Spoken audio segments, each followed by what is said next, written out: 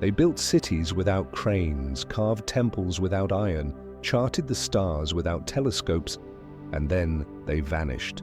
All across the world the ruins remain. Monoliths of stones swallowed by jungle, empty roads leading to nowhere, and silent temples whose gods no longer answer. Who were these people who once thrived, who raised empires from dust only to disappear into it? The answers are scattered in fragments, in half-buried artifacts, forgotten scripts, and stories whispered across centuries. Some fell to conquest, others to famine or flood. But a few left no trace of their fall, no war, no plague, no reason. The questions echo louder than the ruins themselves. What really happened to the Cucuteni Triilia, who burned their own cities every generation? Why did the people of Cahokia abandon their vast metropolis? And what caused the sudden silence of the Nabateans, masters of desert stone? These are the mysteries history left behind, and tonight we're going to follow their trails into the shadows of the past. So sit back, relax, and let's dive into the forgotten world of ancient civilizations that just disappeared. In the scorched plains of southern Mesopotamia, where the Tigris and Euphrates once cradled the world's first cities, there lies a hushed and broken land. Sand sweeps over low mounds and forgotten ruins. The only sound, a dry wind curling through the skeletal remains of mud brick walls. Here, beneath layers of time and silt, rests the shadow of Eridu, arguably the oldest city in human history. Eridu. The name lingers like an echo from before time began. According to ancient Sumerian records, this was the very first city founded by the gods themselves. In the Sumerian king list, a text part myth, part chronicle, Eridu is listed at the top. After the kingship descended from heaven, the kingship was in Eridu. Long before Babylon, long before Ur or Akkad, there was Eridu, its temples rising from marshy soil, its ziggurat dedicated to Enki, the god of wisdom, water, and magic. But today, Eridu is dust. How could the very cradle of civilization, the supposed birthplace of kingship, of architecture, of myth, simply vanish? What could drive the first city into oblivion? Archaeological excavations at Eridu near modern-day Tel Abu Shaheen in Iraq have revealed 18 successive temple layers stacked atop one another. Each new layer was a reconstruction of the temple of Enki built over the last. This practice, continuing for centuries, suggests a city of deep cultural continuity, of sacred persistence. But around 600 BC, the record stops. No more rebuilding, no final destruction layer, just abandonment. Why? The mainstream explanation is environmental. Eridu, like many early Mesopotamian cities, relied heavily on proximity to marshlands and the ebb and flow of rivers. Over centuries, the climate changed. The water receded. The fertile wetlands that once nourished the city turned to arid land. The nearby Euphrates shifted course, leaving Eridu without its lifeblood. As the city's strategic and agricultural value declined, its people may have slowly migrated to more hospitable regions, leaving their ancient capital behind. Not in violence or panic, but in resignation. Yet even this calm disappearance raises unsettling questions. Why would a city so sacred, so steeped in ritual and divine mythology be so easily forsaken? Why no ceremonial farewell, no final homage in the tablets or texts of neighboring cities? Some scholars suggest a shift in political power. Eridu, once dominant, was eventually overshadowed by cities like Uruk and Ur. As trade routes changed and dynasties rose and fell, Eridu's influence may have simply eroded. Kings turned their attention elsewhere. Pilgrims stopped coming. Priests left their posts. And over time, the holy site of Enki was reduced to an empty ziggurat, crumbling under the weight of sun and silence. But not everyone is satisfied with this slow decay narrative. Some fringe theorists have proposed more unorthodox ideas. Could Eridu's decline have been part of a deliberate erasure? After all, Sumerian myths often speak of divine punishment, of cities flooded or cursed by the gods. Was there something about Eridu, its rituals, its secrets, that later rulers sought to bury? Others point to the mythology surrounding Enki himself. As the god of deep waters and hidden knowledge, Enki was both revered and feared. His temple, the Eyazu, was believed to sit above the subterranean waters of wisdom and chaos. Could there have been some event, a flood, a sinkhole, a symbolic disaster that made the site spiritually taboo? And then there are those who question whether Eridu was even meant to survive. In some interpretations of Sumerian cosmology, Eridu wasn't just the first city. It was a prototype, a divine model destined to fade once its blueprint was cast. In this view, its disappearance wasn't a failure, but a fulfillment. Still, for all the theories, one fact remains. Eridu existed. It rose from the marshes, thrived for over 4,000 years, and then was gone. What remains is eerily still. Satellite images show a faint outline of walls and the square core of the old ziggurat. Scattered pottery shards speak to lives once lived here, priests, farmers, scribes, children. But no tombs of kings, no inscriptions of downfall, no record of war or famine. Only silence. Was it a quiet ending, a slow death from thirst, or something more deliberate? An intentional fading from the story of civilization? We may never know. The winds of the desert do not speak. The ruins lie flat and low, as if even time has chosen to forget. And yet, in that forgetting, something stirs. A question that will not go away. If the world's first city can disappear without a trace, what else have we already lost? What else lies buried beneath our feet, waiting to be remembered? And so the mystery of Eridu endures, quiet, unresolved, and profoundly human. As the morning mist lifts off the shimmering waters of the Persian Gulf, a chain of low, sun-drenched islands emerges, quiet and unassuming. Today, this is the modern kingdom of Bahrain. But thousands of years ago, this tranquil landscape was something else entirely. To the ancients, it was the heart of a land both real and mythic. A place called Dilmun. According to the oldest Sumerian texts, Dilmun was more than a city. It was a paradise, a land where sickness did not exist, where death held no dominion, and where the gods themselves once walked among mortals. In the tale of Enki and Ninhursag, Dilmun is described as a pure and sacred place, blessed, abundant, and untouched by sorrow. It was here, the myths say, that life began. But Dilmun was not just a legend, it was real. Archaeological remains centered around Bahrain's Qalat al-Bahrain and extending into parts of eastern Saudi Arabia and Kuwait reveal a civilization deeply connected to the sea and trade. By around 3000 BC, Dilmun had become a vital node in the ancient world, linking the powerful Mesopotamian city-states with the distant Indus Valley. Copper from the mountains of Oman, precious stones, timber, and exotic goods all passed through Dilmun's harbors. It grew wealthy not by conquest, but by connection, thriving at the crossroads of continents and cultures. Its influence is seen in ancient seals bearing distinct iconography, in burial mounds spread across the desert, and in temple ruins built with a precision that suggests both engineering skill and spiritual purpose.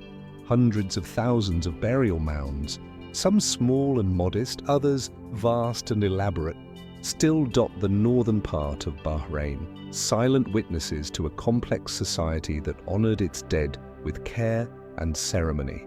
And yet, for all its prosperity and prominence, Dilmun disappears. By the end of the first millennium BC, its name fades from written records. Trade slows, the monumental burial practices cease, the temples are no longer rebuilt. A once flourishing civilization recedes into the background of history, leaving behind only scattered remnants and half-forgotten myths. Why? One explanation lies in shifting trade dynamics. As new powers rose in Mesopotamia and Persia, and as maritime routes adapted to changing priorities, the Gulf may have lost its central importance. Ports that had once been busy with merchants and goods became quiet. Without the constant exchange of commerce, the economic lifeline of Dilmun may have simply withered. Others point to internal decline, perhaps driven by overextension, political fragmentation, or dynastic struggles. A civilization built on balance might not have needed a catastrophe to collapse. A slow, gradual erosion could have been enough. Communities may have migrated inland, been absorbed by rising empires, or simply left as the surrounding opportunities dwindled. But even these explanations feel incomplete. For a land described as divine, its exit from the world stage is remarkably quiet. There are no records of conquest, no signs of destruction, no laments carved into stone. The disappearance of Dilmun feels more like a vanishing act than a fall. Could its sacred image have worked against it? Some historians speculate that as Dilmun's religious significance declined, so too did its perceived importance. As temples lost their centrality and the gods associated with the land faded from worship, the need to preserve or remember Dilmun may have diminished. In time, memory gave way to myth. The real place became a story, and the story became a symbol. Others suggest that Dilmun may not have been a single, unified civilization, but rather a network of coastal communities bound by trade and belief. If so, its disappearance may not have been a collapse, but a slow merging into the larger cultures that surrounded it. In this view, Dilmun didn't end, it was simply absorbed. And then there are the more speculative ideas. Some fringe researchers have proposed that the mythic aspects of Dilmun hint at lost knowledge, rituals, or beliefs, so sacred that later civilizations deliberately concealed them. Others have gone further, wondering whether Dilmun's association with divine origins and purity was rooted in something deeper, an ancient center of knowledge or spiritual practice that left few traces because it was never meant to be found. Even the burial mounds raise questions. Why so many? Why such consistency in design over so many generations? Were they purely eerie or something more? And what of the sea? Some believe that rising water levels or changing tides may have gradually submerged important parts of the Dilmun heartland. Harbors might have silted up. Islands could have eroded or shifted. Over centuries, even subtle environmental changes might have altered the coastline, enough to isolate once thriving settlements.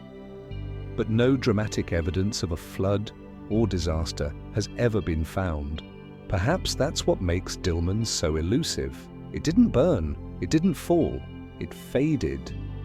Today, its ruins lie quiet beneath the dust and stone of modern life. The burial fields, the temples, the sea-etched foundations of old harbors. They wait in silence, and still the myths linger. A land where no one grew old.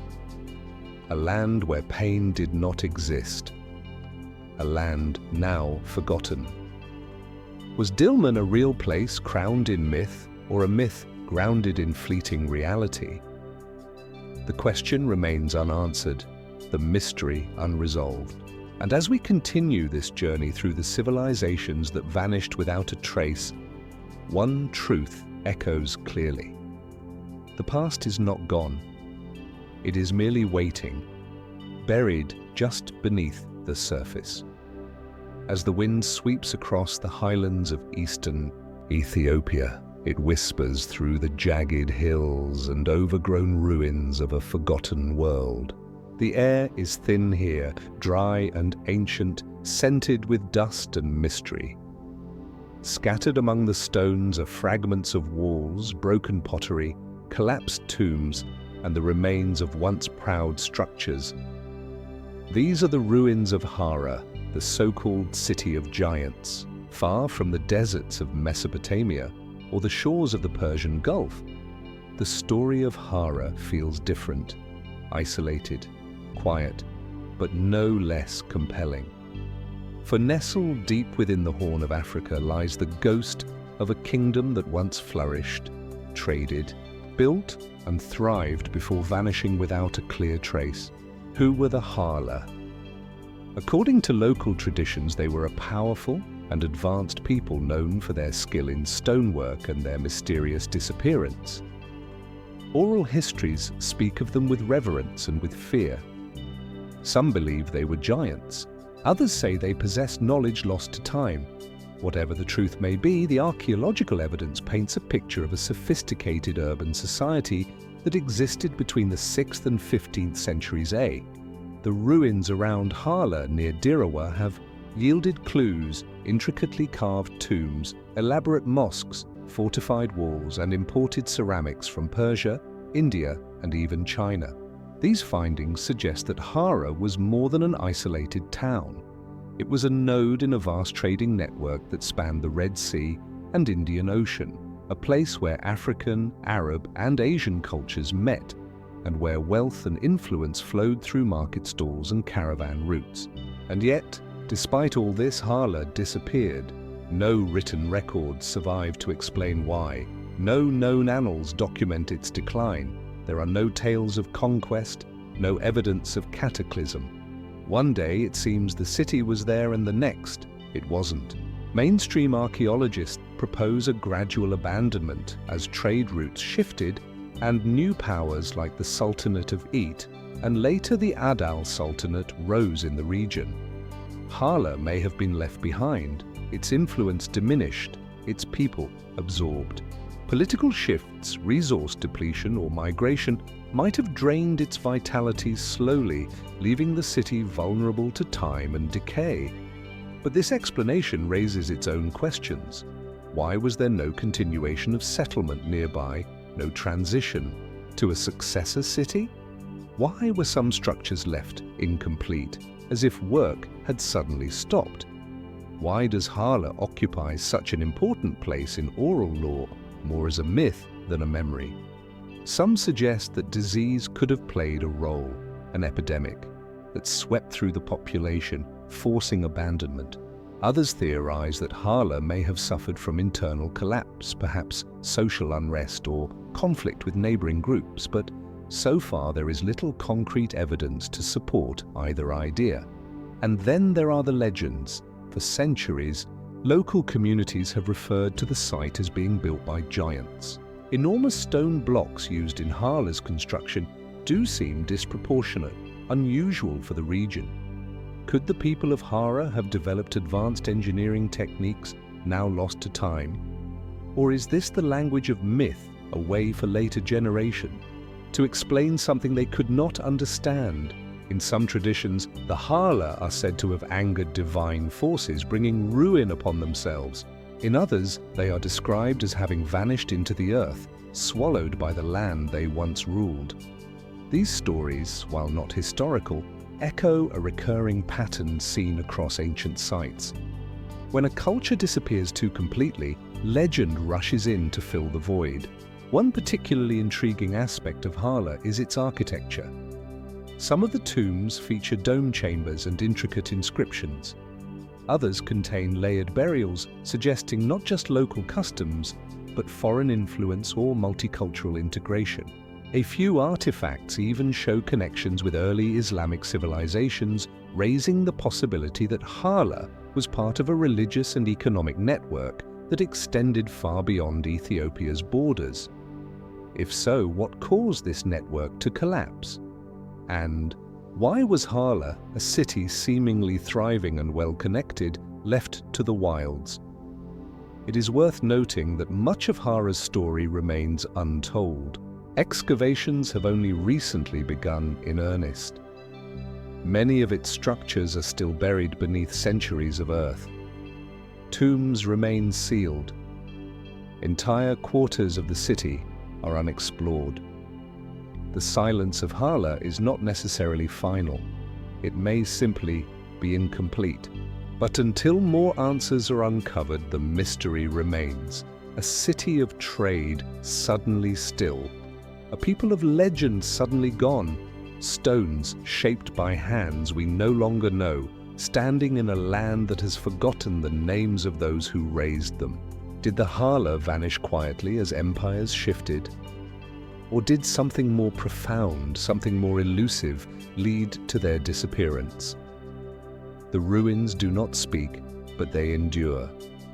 And perhaps in the patterns of their silence, something waits to be found. As we move from the lost city of Hala to the next civilization swallowed by time, one thought lingers. How many more worlds lie just beneath the dust, waiting to remind us that even the grandest of societies can fade into whispers? High in the wind-swept expanse of the western Tibetan plateau, where the air grows thin and the silence stretches for miles, jagged cliffs loom over ancient stones. Here, amid desolate valleys and sacred peaks, the bones of a forgotten kingdom lie buried in shadow. Walls made of mud brick and rock crumble against the sky. Broken fortresses cling to mountain sides, their watchtowers staring across an empty landscape. This is the land of Yangjung, one of the least understood civilizations in Asia, and one that vanished with barely a trace.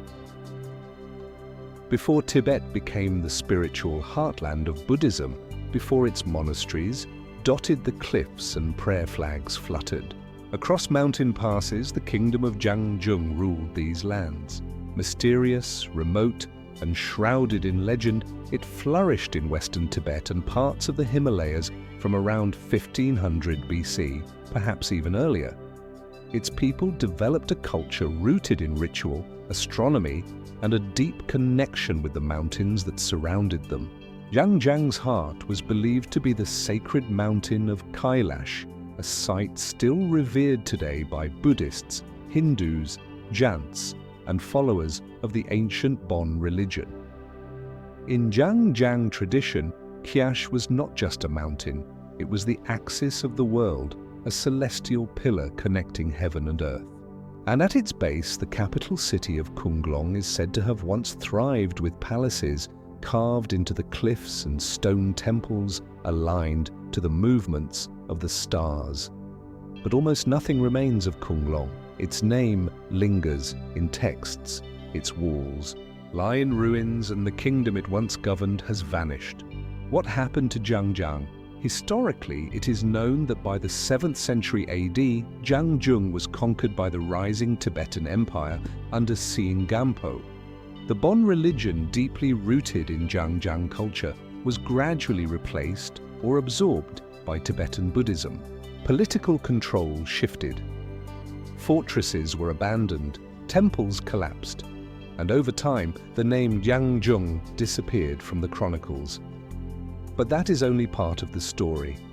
Archaeological evidence is scarce and scattered. The harsh terrain, extreme altitude, and centuries of erosion have buried much of Yangjung beneath layers of time and silence. What we do know comes from ancient manuscripts, oral traditions, and a few fragile remnants of architecture. Texts written in the lost Yangjung script describe rituals, cosmology, and kings whose names are barely pronounceable today, but they offer little in the way of concrete history. Some researchers believe the kingdom's fall was not merely military. The collapse of trade routes between Central Asia and the Indian subcontinent may have left the highland society isolated. Without access to goods, ideas, or alliances, it may have withered slowly, losing its influence long before its final annexation. Others suggest internal decline. Harsh climate, resource scarcity, or even spiritual disillusionment may have weakened the kingdom from within. The high-altitude plateau, while majestic, is unforgiving. Agriculture is limited. Winters are brutal. Survival requires more than faith. Yet, even these explanations fail to fully explain the near-total disappearance of such a once powerful civilization. Why was so little preserved? Why do the ruins seem so few, the records so fragmented? Why do we know so much about those who came after and so little about those who came before? That's where the mystery deepens. In Bon tradition, Yangjung is not simply a historical kingdom. It is the birthplace of sacred knowledge. Some adherents claim that it was home to ancient wisdom far older than recorded history. Rituals involving breath, energy, and consciousness that predate Tibetan Buddhism by centuries, perhaps millennia. According to these beliefs, the disappearance of Zhangjiang was not a defeat, but a transformation. The outer kingdom collapsed, the inner teachings endured. Some legends go further. They speak of hidden valleys and underground cities, secret sanctuaries where Yangjung sages preserved their knowledge away from the eyes of invading armies. Mythical lands like Shambhala said to lie somewhere beyond the snow peaks may have roots in these ancient traditions. Were these metaphors or encoded references to places still undiscovered? Other theories, more speculative still, suggest that Zhangjiang's alignment with celestial events, its temples built to mirror star movements, may hint at a society far more advanced in astronomical understanding than previously believed. Some researchers have proposed that the kingdom's sudden disappearance could be linked to a cosmic event, an eclipse, a comet, or a change in sky patterns that was interpreted as an omen, prompting mass migrations or ritual abandonment. There are even those who wonder whether the fall of Zhangjung was not a loss at all, but a decision, a quiet retreat from a world no longer in harmony. A civilization that chose to dissolve rather than be conquered, to vanish into the mountains and legends rather than be rewritten by history. Today, what little remains is mostly hidden. Crumbling walls, isolated cave complexes, manuscripts buried in remote monasteries. Pilgrims still circle Mount Kyosh in reverence, unaware that beneath their feet may lie the ruins of a lost capital. And the Bon practitioners who carry the last echoes of Yangjung's voice continue their rituals quietly, as they have for generations. Was Zhangjung simply absorbed by a rising empire? Or was there something more, something sacred, secret, and forgotten? As we step away from the silent ruins of this mountain kingdom and continue our search for civilizations swallowed by time, one question lingers in the high, cold air. What if some cultures didn't disappear, but chose to hide? In the rocky heartlands of southern India, where boulders tower like monuments shaped by ancient gods, a forgotten city lies scattered across the plains. Stone temples rise from the earth like frozen echoes of devotion. Colossal pillars stand in silence, their intricate carvings weathered by centuries of wind and rain. Granite elephants, broken yet proud, guard abandoned courtyards. This is Hampi, the ghost of Vijayanagara, once among the richest and most dazzling empires the world had ever seen. At its peak in the 15th and 16th centuries AD, the Vijayanagara Empire was a marvel of urban planning, culture and power. Stretching across most of South India, it stood as a bulwark against northern invasions, a defender of regional identity and a beacon of wealth and scholarship. Foreign travelers from Persia, Portugal and beyond described its capital as breathtaking. Its markets bustling with precious stones, its palaces glittering under the sun, and its temples echoing with sacred chants. And yet today it lies in ruin, vast, empty, and still. What happened to Vijayanagara? The fall of the empire, according to historical records, came swiftly. In 1565 AD, a coalition of Din sultanates defeated the empire's forces at the Battle of Talakota. The loss was catastrophic. Within days, the victorious armies descended upon the capital. What followed was not merely conquest. It was obliteration. Hampi was looted, burned, and left in smoldering devastation. The city that once dazzled with gold and gemstones became a graveyard of stone. That at least is the accepted narrative. But like many endings in history, this one raises more questions than it answers. Was a single defeat enough to erase an empire of such scale and complexity? Why did no significant attempt arise to rebuild the capital or reclaim its former glory? And why, in the aftermath of its fall, did Vijayanagara disappear, not just physically, but culturally, politically and almost spiritually, from the memory of the subcontinent. The ruins themselves offer few answers. Spread across more than 25 kilometers, Hampi is a vast open-air puzzle. Temples still stand, dedicated to gods once worshipped by emperors and peasants alike. Aqueducts and canals trace the ingenuity of forgotten engineers. Market streets, though silent, suggest trade that once rivaled the greatest cities of the time. And yet there are no signs of reconstruction, no indication of prolonged resistance or survival. It's as if the empire, after centuries of splendor, simply turned to dust. Some historians argue that Vijayanagara was too centralized around its capital. Once Hampi fell, the administrative heart was gone. The political structure could not adapt. Without a capital, the empire had no anchor, and the remaining regions quickly fragmented under pressure from local rivals and foreign powers. Others see a more gradual decline beginning even before the battle. Shifting alliances, court intrigue, and internal divisions may have weakened the empire from within. In this view, the battle was not the cause of the collapse, but its final blow. And then there are the subtler theories. Some suggest that Vijayanagara's fall was not merely a military or political failure, but a spiritual one. The empire had long portrayed itself as divinely sanctioned, its rulers seen as protectors of Dharma and sacred order. The sacking of Hampi was not just a loss, it was a cosmic rupture. In the minds of its people, the sacred geography had been desecrated. To rebuild might have been seen not as restoration, but as sacrilege. There are even stories, quiet ones, passed down in villages and old texts that hint at a retreat rather than a defeat. That the empire's core traditions, its knowledge and perhaps even its leaders were not destroyed, but concealed. Some believe that secret enclaves preserve the teachings, the rituals, the spirit of Vijayanagara in hidden corners of the south, not in marble and monuments, but in memory, language, and lineage. And as with so many ruins, myth seeps into the stones.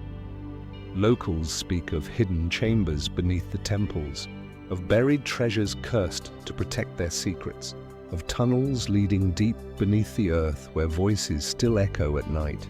Most dismiss these as legends, but like the empire itself, they endure, half remembered, half believed. Today, Hampi is a haunting landscape. The silence here is not empty. It hums with something unresolved. The wind carries the weight of stories never fully told as you walk among the fallen pillars and weathered shrines. You can almost feel time hesitate, as though the city is not truly gone, but waiting. Waiting for what?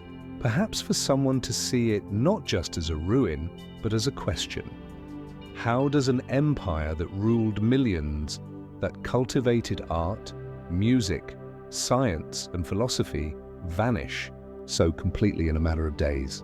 And what truths might still lie buried beneath the stones, silent, undisturbed, watching?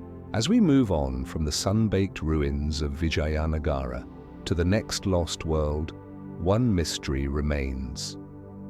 Can greatness ever truly vanish? Or does it only sleep beneath the ruins we've yet to understand? Off the northwest coast of Africa, where volcanic cliffs rise dramatically from the Atlantic Ocean and winds whisper through barren lava plains, lies an archipelago, both beautiful and haunted. These are the Canary Islands, sun-drenched today, but once the cradle of a lost culture in the remote highlands of Tenerife and the shadowed ravines of Grand Canary. Traces still linger, caves carved into cliffs, petroglyphs etched in stone, silent burial mounds. These are the echoes of the Zenata people, an ancient civilization that vanished long before the world learned to remember them. Before the Spanish conquest in the 15th century, the Canary Islands were home to indigenous cultures whose origins remain uncertain. Among them were the Zenata, believed to be among the earliest inhabitants of the archipelago. Most of what we know comes from the island of Tenerife, where their descendants were later referred to as the Guanches. But long before these final chapters were written, the Zanata had built a society that remains deeply enigmatic. Who were they? Some archaeologists linked the Zanata to North African Berber. Populations dot linguistic similarities between ancient Canarian words and Tamaic dialects suggest a prehistoric migration, perhaps by seafaring peoples or island-hopping shepherds from the Atlas Mountains. Yet how these early settlers reached the Canaries, isolated by hundreds of kilometers of open ocean, remains a mystery in itself. Were they driven by exploration, exile, or something more spiritual? Once here, the Zanata developed a life shaped by the extremes of the islands. They lived in caves and stone huts. They herded goats, harvested wild plants, and crafted pottery marked with geometric designs. Their society was organized into clans, and their spiritual life centered around mountain worship, ancestor reverence, and celestial observation. They mummified their dead with care, burying them in caves high in the mountains, as if placing them closer to the sky. But for all their resourcefulness, they left no written records and no clear explanation for what happened next. By the time the first European ships approached the Canary Islands in the 14th century, much of what might have been Zanata culture had already fragmented. Some islands showed signs of population decline. On others, entire settlements had been abandoned. The people who remained, though still holding on to ancient rituals and oral traditions, spoke of a time when their ancestors lived differently, ruled differently, as if a deeper layer of history had already faded from memory. Why? Mainstream historians suggest isolation and internal pressures may have caused decline long before foreign contact. The islands, while fertile in parts, are also volatile, marked by volcanic eruptions, droughts, and scarce resources. Over time, overgrazing or depletion of key supplies could have stressed communities to the brink. Inter-island conflict may have fractured alliances, cutting off support between groups once bound by blood and belief. But this only explains so much. Why then do so many burial sites remain untouched, their structures undisturbed for centuries? Why do the carvings, strange symbols, spirals, and star-like patterns appear in places with no clear ritual function? And how did a people with no known boat-building tradition reach one of the most isolated island chains in the Atlantic in the first place? Some theories stretch further. Fringe researchers have long speculated about the possibility of pre-Phoenician or even pre-Egyptian voyages to the Canaries. Ancient maps from classical Greece and Rome describe fortunate isles lying far beyond the Pillars of Hercules, lands blessed by nature, untouched by time. Could these be distant memories of Zanata homelands, or distorted echoes of travelers who once encountered them? Others point to mythic connections. In Berber folklore, tales of a mysterious western land abound, ruled by tall people with light eyes, skilled in the old ways. Could the Zanata have preserved a pocket of ancient culture long forgotten on the mainland? Or were they themselves the survivors of some earlier disappearance, clinging to the last outpost of a fading world? One enduring puzzle lies in their orrery customs. The Zanata practiced mummification, a trait shared with few other cultures outside Egypt and the Andes. Their methods were unique, drying bodies with volcanic ash, wrapping them in skins and woven mats, and placing them in remote cave tombs sealed with stone. These practices suggest not only spiritual depth, but a knowledge of preservation rarely seen in prehistoric island societies. Why go to such lengths? What did death mean to them? Some believe these customs were tied to cosmology, that death was not an end, but a transition into a mountain or a star. Others see echoes of beliefs that once stretched across continents, traces of an ancient philosophy that the world has largely forgotten. Today, the Zanata name survives only in fragments, in local myths, in museum labels, in faint inscriptions no one has yet fully deciphered. The people themselves and the culture they created have long since faded into the folds of time. Their cave homes are empty, their sacred sites overgrown, their story largely untold. And yet the land remembers. The mountains still hold the bones of the dead. The wind still whistles through ancient stone. The symbols carved into basalt remain as cryptic as ever, silent but not erased. What drove the Zenata to these islands? And what caused their world to vanish? Not with a battle or a fire, but with a whisper. As we leave the lonely cliffs of Tenerife behind and continue through the shadows of forgotten civilizations, one final thought echoes in the surf below. Sometimes the most profound disappearances leave no ruin, only questions carved in stone. In the baking heat of southeastern Iran, where the Halil River carves a winding path through an arid landscape of dust and stone, an ancient silence lingers just beneath the earth. Here, among the parched plains and forgotten foothills of the Zagros Mountains, fragments of a lost world have begun to surface. Strange stone vessels carved with animal forms and mythical beings, towering mounds concealing entire cities. And beneath it all, whispers of a civilization that predates the written histories of Sumere, Alam, and Akkad. This is Giruft, one of the most tantalizing archaeological enigmas of the ancient world. Until the early 2000s, Giri was little more than a name, a modest region in Kerman province largely overlooked by mainstream archaeology. That changed when floods unearthed thousands of artifacts from the soil, drawing the attention of locals, looters, and eventually scientists. What they discovered beneath the surface was not just a cache of relics, but the faint outline of a forgotten civilization. The artifacts were unlike anything seen before, finely carved chlorite vessels, some depicting half-human, half-animal hybrids, others etched with symbols no one could yet read. Architectural remains of what may have been monumental structures and signs of a vast and organized society possibly flourishing as early as 3000 BC, rivaling or even predating Mesopotamia in complexity. But the real mystery of Giruft isn't just what was found, it's what had been lost. How does an entire civilization of such apparent sophistication disappear so completely from the historical record? Why did no neighboring power mention its rise or fall? And how could a culture capable of large-scale urban planning and artistic mastery leave so few written traces? Mainstream scholars have offered tentative answers.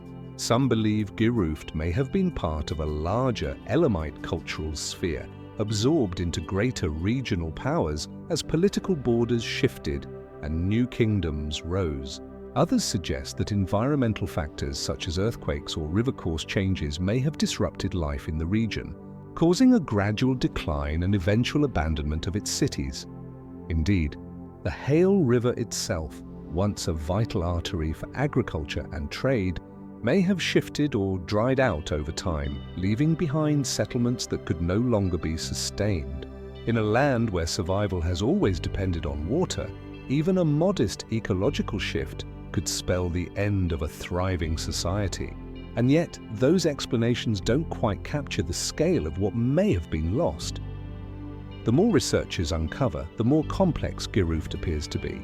Some believe the unknown script found on a handful of tablets may represent an entirely separate writing system, perhaps even older than cuneiform. If true, it would suggest that Giruft was not merely influenced by its neighbors, but was an independent cradle of civilization in its own right.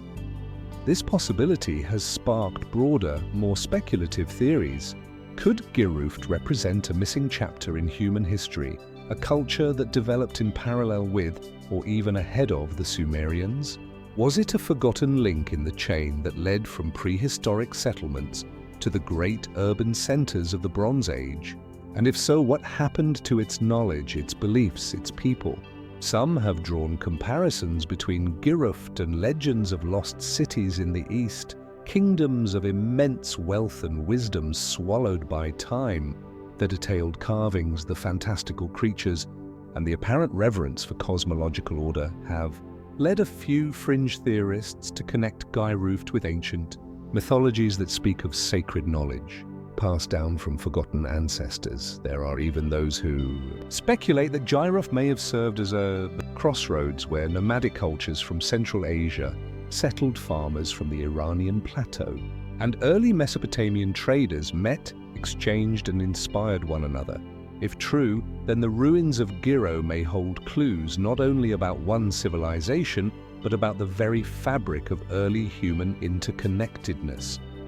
But despite the intrigue, many questions remain unanswered. The site remains only partially excavated. Looting in the early years stripped many artifacts of their archaeological context, making it difficult to reconstruct timelines or interpret meanings. And without a fully deciphered script or comprehensive architectural map, much of Giraffe's story remains hidden beneath layers of time and dust. Even so, the land seems to remember. Every year, new discoveries emerge. Foundation walls, burial grounds, workshops. The picture grows clearer, but also more complex. For each answer, another question arises. What gods did the people of Giraffe worship? What language did they speak? Why did they choose to carve their legends into stone? And why, after all their effort, did the memory of their world fall so completely into silence? As the sun sets over the dusty plains, casting long shadows across the half-buried stones, it's difficult not to wonder what still lies below. What stories remain untold in the dry earth of southeastern Iran? What wisdom was lost when Giro disappeared?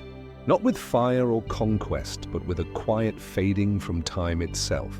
And as we journey onward from the forgotten valleys of Giro to the next vanished world, one thought remains. Sometimes the greatest mysteries are not those we remember, but those we never knew existed at all. As the early morning light breaks over the Khuzestan plains in southwestern Iran, the ruins of Susa begin to stir in the heat. Mute, fragmented, and ancient. Cracked columns rise from the earth like fossilized fingers. Mud brick walls fade into the dust, and beneath these scattered remnants lies the ghost of a civilization older than Persia, older even than Babylon. This was the heart of Elam, one of the world's earliest kingdoms, a cradle of power and innovation whose name is barely whispered in most modern histories. The kingdom of Elam emerged in the shadows of giants. Nestled between Mesopotamia to the west and the Iranian plateau to the east, Elam flourished for millennia, its history stretching as far back as 2700 BC. Perhaps even earlier, its cities Susa, Anan, and later Madaktu became centers of trade, metallurgy, and written language. Its kings ruled over a rich and resilient people whose artistic and architectural legacy left a quiet but unmistakable mark on ancient civilization. And yet, for all its longevity, the story of Elam ends not in glory, but in silence. How does a kingdom that lasted for over 2,000 years, outliving many of its neighbors, disappear so completely from the memory of the world? Elam was no marginal culture. Its language was unique, unrelated to the Semitic or Indo-European tongues of its neighbors. Its writing system evolved over time from Proto-Elamite script, still undeciphered, to a more recognizable cuneiform used in later periods. The Elamites developed their own religion, social structure, and diplomacy. They warred with Babylon, influenced the Persian Achaeans, and were respected and feared by the great powers of their age. So what happened? By the 7th century BC, Elam had entered its final decline. The Assyrians, in their relentless expansion, invaded and sacked the Elamite cities. Ashurbanipal's inscriptions boast of the destruction of Susa, of temples burned, idols taken, and kings dragged in chains. And from that moment, Elam largely vanishes from the historical record. Was this the end? A violent conquest from which the kingdom never recovered? That is the dominant view, one of military defeat and cultural absorption. But even this answer leaves unexplained. For a culture as ancient and enduring as Elam, the speed and finality of its disappearance seems strange. Conquered peoples often persist, absorbed but not erased. Yet Elamite identity faded almost completely. Its language stopped being written. its gods fell silent, and the cities that once thrived at the edges of empire became provincial backwaters or were abandoned altogether. Why? Some historians propose that Elam's very uniqueness, its language, its traditions, its geographical isolation, may have made it harder to integrate into the rising empires of the Mez and the Persians. As new powers established dominance, Elam may have been seen as a relic, respected but obsolete. Over time, its institutions were replaced, its elites displaced, and its memory overwritten. But even this process raises questions. What became of the Elamites themselves? Did they simply vanish? Or did they melt into the vast tapestry of Persian identity, their legacy hidden in plain sight? And what of the Proto-Elamite script still undeciphered? What messages lie within those early signs scratched into clay over 5,000 years ago? Some scholars have wondered whether the Elamites possessed knowledge or traditions that were deliberately suppressed or forgotten. Their early association with metallurgy and ritual has led to speculation about priestly elites, secret rites, and lost cosmologies. Others point to the ambiguity of their origins. Where did the Elamites come from? Their language remains an enigma. No clear relatives, no confirmed lineage. Were they remnants of an even older world, a surviving branch of a now vanished people? There are even those who look to Soa's vast burial grounds and temples and see more than ruins. They see the traces of a different world view, one not just defeated but erased. Today, what remains of Elam is buried beneath the layers of later empires. The Achaemenids built atop their cities. The Parthians and Sassanids followed, and in time the world forgot the kingdom that once stood there. Even the name Elam became little more than a biblical footnote. Its true history left to fragments and ruins. But the stones still speak, if only faintly, in Susa's broken halls, on tablets preserved in forgotten vaults, and in the undeciphered marks of the Proto-Elamite script. A voice still lingers, the voice of a people who built, ruled, believed, and endured until they no longer could. What was lost when Elam fell? Not just a kingdom, but a unique thread in the fabric of human civilization, one whose pattern we may never fully recover. As we leave the sun-baked plains of Kustan and journey onward, one question remains suspended in the desert air. If a civilization can thrive for 2,000 years and still be forgotten, how many more have already slipped through the cracks of history, waiting to be remembered? As the dry wind sweeps across the salt flats of Gujarat in western India, it stirs the dust of a forgotten past. Beneath the haze of heat and silence lie the weathered remains of brick walls precisely laid in geometric alignment. Shallow channels once used to guide water now lie parched and empty. And in the heart of these ruins sits a curious structure, stone-lined, rectangular, and eerily preserved. This is Lothal, and what looks like a drained basin may in fact be the oldest known dockyard in the world. Over 4,000 years ago, Lothal was a thriving port city, one of the southernmost outposts of the vast and enigmatic Indus Valley civilization, strategically situated between the Sabermati River and the Gulf of Qaddas. It served as a critical link between inland settlements and seafaring trade routes stretching as far as Mesopotamia.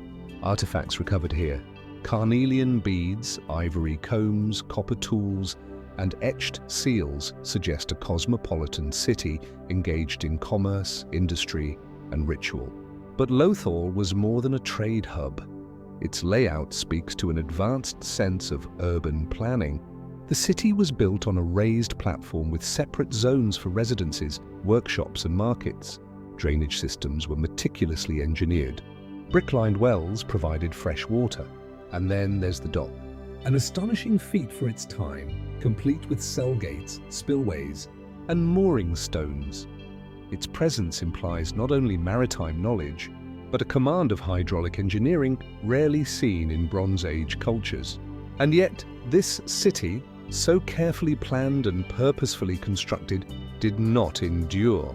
Sometime around 1900 BC, Lothal began to fade, trade networks dwindled, Structures fell into disrepair, and eventually the city was abandoned, left to sink quietly into the alluvial plains, its name and story forgotten for millennia.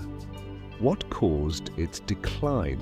One possibility lies in the changing course of rivers. Geological studies suggest that the Sabarmati may have shifted, depriving the dock of its connection to the sea. Silt could have clogged the inlet. Without access to trade, Lothol's economic lifeline may have been severed.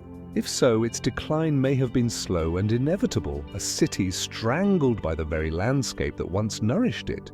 Others point to environmental degradation. Overuse of natural resources, deforestation or salinization of farmland may have reduced the city's ability to support its population. And with the broader Indus Valley civilization entering a period of instability, Lothal may have simply fallen victim to larger regional shifts. But some questions remain. If the dock truly served ocean-going vessels, where are the ships?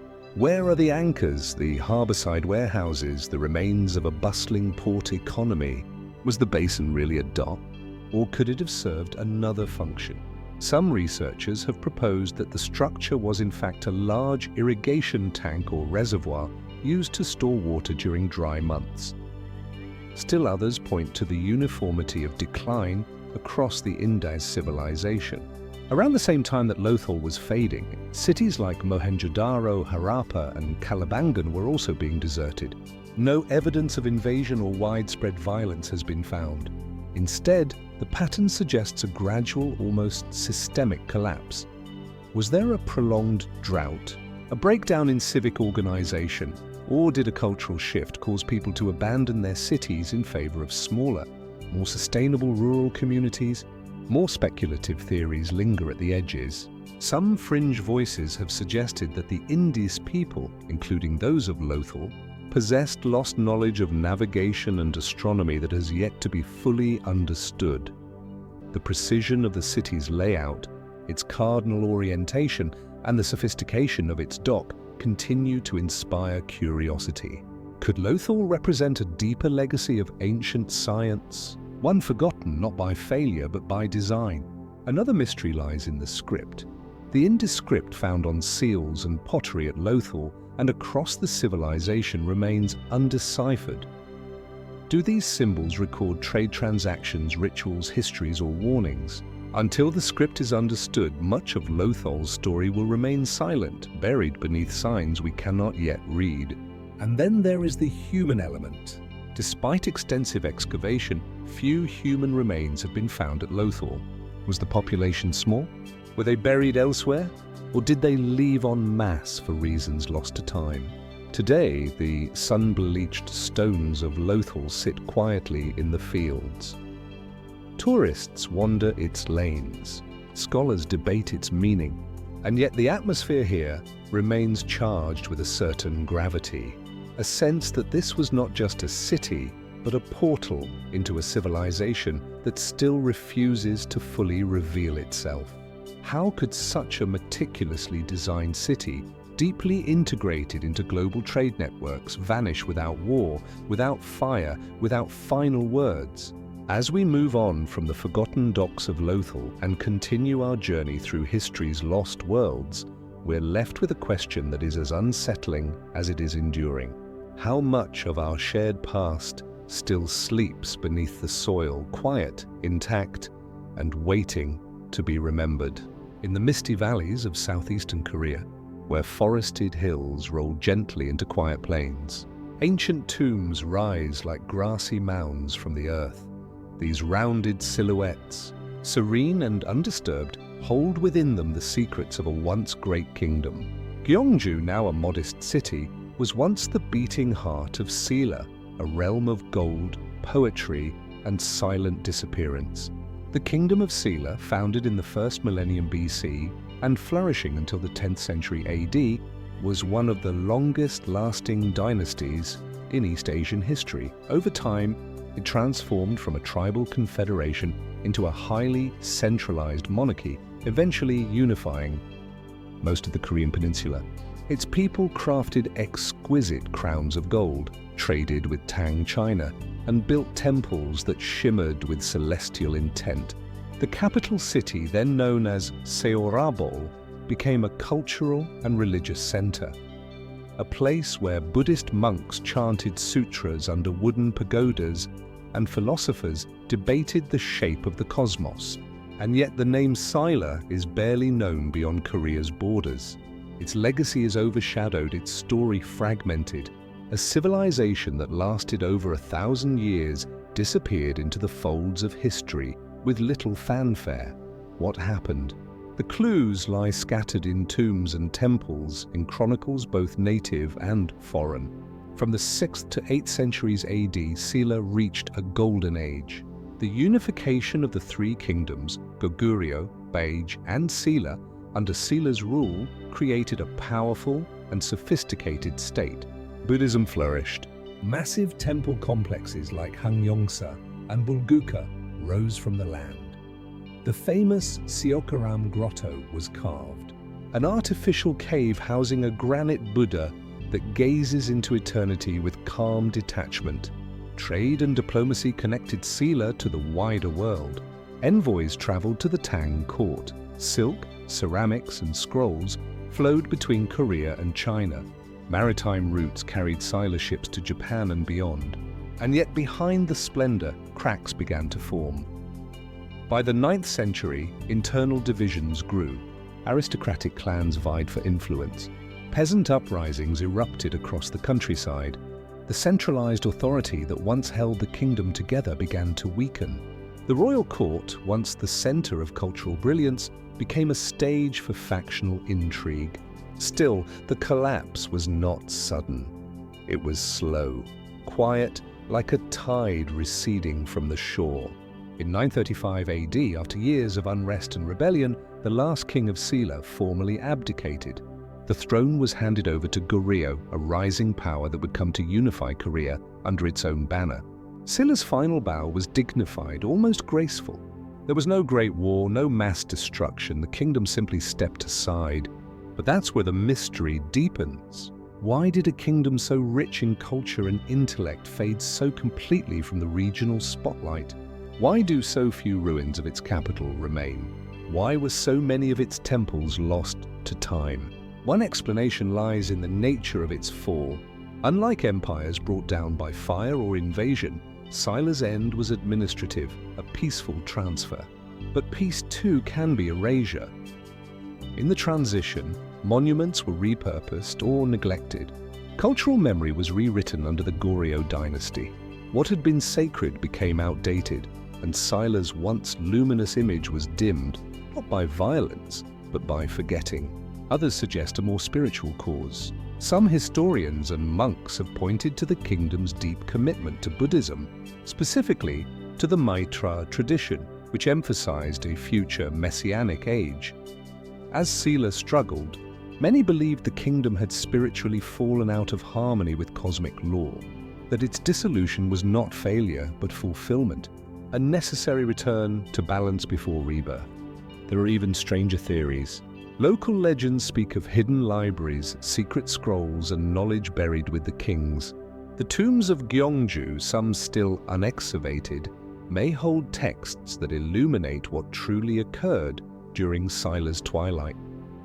Some suggest that the dynasty's elite, fearing desecration, sealed away their history deliberately, not destroyed but hidden, waiting for a time when it would be safe to remember. Then there is the question of the tombs themselves.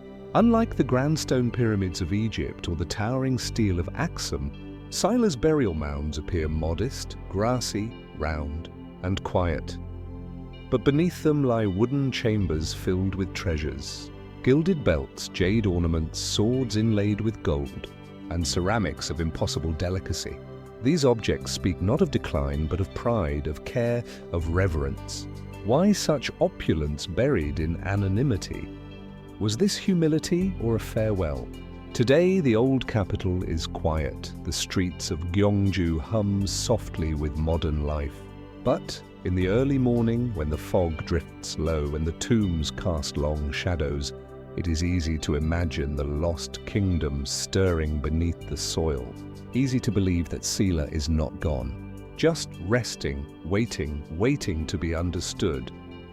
As we leave the rounded hills and forgotten temples of Sela behind, one last question lingers in the still air. How can a civilization that lasted 1,000 years leave so few voices behind? And what might still lie hidden beneath the earth, waiting to tell its story once more? The Atlantic breeze moves through the ravines of Tenerife like a whisper from another age. Above the cliffs, the volcanic peaks rise stark and silent, their blackened slopes etched with time. Deep in these highlands, in hidden caves and wind-swept plains, lie the last remnants of a people whose origin remains uncertain and whose story ends not in fire, but in silence. They are the Guanches, the ancient inhabitants of the Canary Islands, and the last known chapter of a civilization that vanished into memory. Before the arrival of European ships in the 15th century, the Canary Islands were home to several distinct yet related cultures. Among them, the Guanches of Tenerife stood out. Isolated in the vastness of the Atlantic with no known means of open ocean navigation, they developed a society that seemed both archaic and advanced. They lived in caves and stone dwellings, practiced agriculture and animal husbandry, and built sacred sites aligned with the sun and stars. They mummified their dead with methods remarkably complex, wrapping bodies in animal skins and placing them high in dry caves, preserving them for centuries. But perhaps the greatest mystery of all is how they got there. The Canary Islands lie far from the African mainland, separated by rough seas and strong currents. And yet the Guanches spoke a language related to the ancient Berber dialects of North Africa. Their features described by early European chroniclers were tall, often fair, skinned with light-colored eyes. A description that puzzled outsiders then and continues to stir speculation now. How did a Berber-speaking people reach such an isolated archipelago with no boats? The mainstream theory suggests that their ancestors arrived sometime between 1 and 500 BC, possibly carried by early Phoenician or Carthaginian sailors who may have abandoned or left settlers on the islands. Over centuries, cut off from the outside world, these settlers adapted to their rugged environment. As maritime knowledge faded and wood became scarce, their seafaring abilities were lost. By the time Europeans arrived, the Guanches had no ships, no contact with other islands, and no memory of how they had first come. But if their history is defined by isolation, it is also shaped by a quiet brilliance. The Guanches constructed step-like pyramids thought by some to be ceremonial in nature. They developed a whistled language, Silbo Gomero, that could carry across mountains and ravines, allowing them to communicate over vast distances. They understood the rhythms of the land and sea. They revered nature, the sun, the moon, and the spirits of their ancestors. And then, in the span of a few decades, they were gone. In the 1400s, European explorers began their slow conquest of the Canary Islands. The Castilian campaigns were brutal and systematic. Armed with steel, horses, and unfamiliar diseases, the invaders overpowered the Guanches, who resisted with courage, but with stone weapons and little unity. By 1496, the last Guanche stronghold on Tenerife fell. What followed was not just conquest, but erasure. The Guanche language vanished within a generation. Their rituals were outlawed. Survivors were enslaved, assimilated, or displaced. Their bones, once carefully preserved in sacred tombs, were unearthed, studied, or forgotten. What little we know comes from the chronicles of their conquerors, from oral traditions passed through families, and from the mummies, silent witnesses to a lost world. But why did a culture so distinct and enduring disappear so completely? Some historians argue that the collapse was inevitable, a small population with limited resources, overwhelmed by a technologically superior invader. Others suggest the Guanches had already begun to decline before contact due to inter-island rivalries, environmental strain, or disease. Yet, the full picture remains elusive. Archaeological evidence continues to offer surprises. New findings suggest sophisticated knowledge of astronomy. Others point to links with pre-Roman North Africa that have yet to be fully explored. And then there are the questions no one can yet answer. Why do some Guanche burial sites suggest social stratification while others seem egalitarian? What was the true purpose of their pyramidal structures? And is it possible that memories of their origin stories still lie encoded in the myths of Berber tribes on the mainland? More speculative theories abound.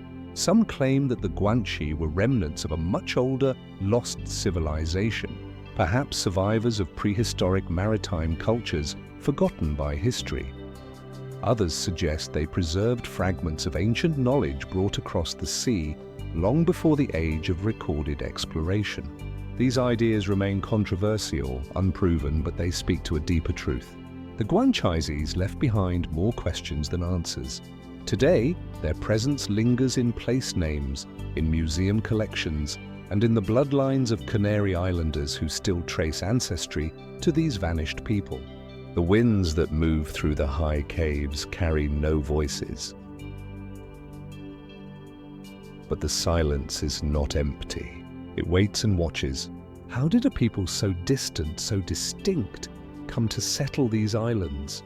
And why did their memory fade so swiftly, almost as if someone or something wished it to be forgotten? As we turn away from the volcanic ridges of Tenerife and continue our journey through civilizations lost to time, one question remains. What else lies hidden on the edge of the map, waiting for someone to remember? Across the sweeping grasslands of central Kazakhstan, where the wind rolls unhindered across an open horizon and the sky feels impossibly vast, lie strange arrangements of stone. From the air they form unmistakable pattern, long rows, concentric circles, and keyhole-shaped enclosures stretching across the steppes like ancient messages carved into the earth. These are the burial sites of the Tasmala culture, a forgotten civilization that once thrived in these silent plains and then vanished. Scattered across more than 300 locations, the stone mounds known as kurgans mark the resting places of a people who lived between the 8th and 5th centuries BC. While their name, Tasmala, comes from the site where the culture was first identified, their legacy remains enigmatic. They left no written records, no surviving cities, and yet their presence is undeniable, etched in stone, buried in earth, and preserved by the stillness of the land. Who were they? The Tasma people were nomads, yet not merely wanderers. They possessed a refined understanding of astronomy and geometry. Their keyhole-shaped stone constructions often align with celestial bodies, particularly the solstices, suggesting a culture deeply attuned to the skies. Some burial mounds contain elite warriors buried with weapons, horse remains, and precious ornaments. Others seem more modest, hinting at a stratified society with shared ritual practices. Their craftsmanship was subtle but sophisticated. Artifacts found within the Koreans, bronze daggers, harness fittings, decorated ceramics speak of a culture at the crossroads of the steppe, and the highlands influenced by both local traditions and wider Eurasian networks. And yet, despite their geographic reach and ceremonial complexity, they seem to appear suddenly and disappear just as quietly. Why? Mainstream archaeological theories suggest that the Tasmala culture may have evolved from earlier steppe societies such as the Biazi Dandabai culture before eventually merging into or being overtaken by the Saka and Sayan cultures that came to dominate Central Asia. As these larger nomadic confederations expanded, the distinct identity of the Tasmala may have simply been absorbed, its customs diluted into a broader cultural mosaic. But if that were the whole story, why do the Tasmala sites stand out so sharply? Why the precision in their alignments? Why the consistency in their ceremonial architecture across vast distances? Some researchers believe that the Tasma were not merely a transitional culture, but something more independent, perhaps guardians of an older, now lost cosmology. Their alignment of burial sites with celestial events is not coincidental. Could it reflect a spiritual worldview that saw the land and sky as a single interconnected domain, a sacred geography measured in stone and time? Others note the absence of significant settlement structures. Did the Tasmula people live in portable dwellings like yurts, leaving little behind?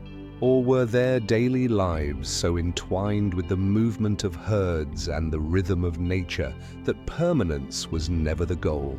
Perhaps the monuments they left were not meant to mark territory, but to anchor memory. The lack of written language only deepens the mystery. Without texts or inscriptions, we are left to interpret their world through material remains and landscape patterns.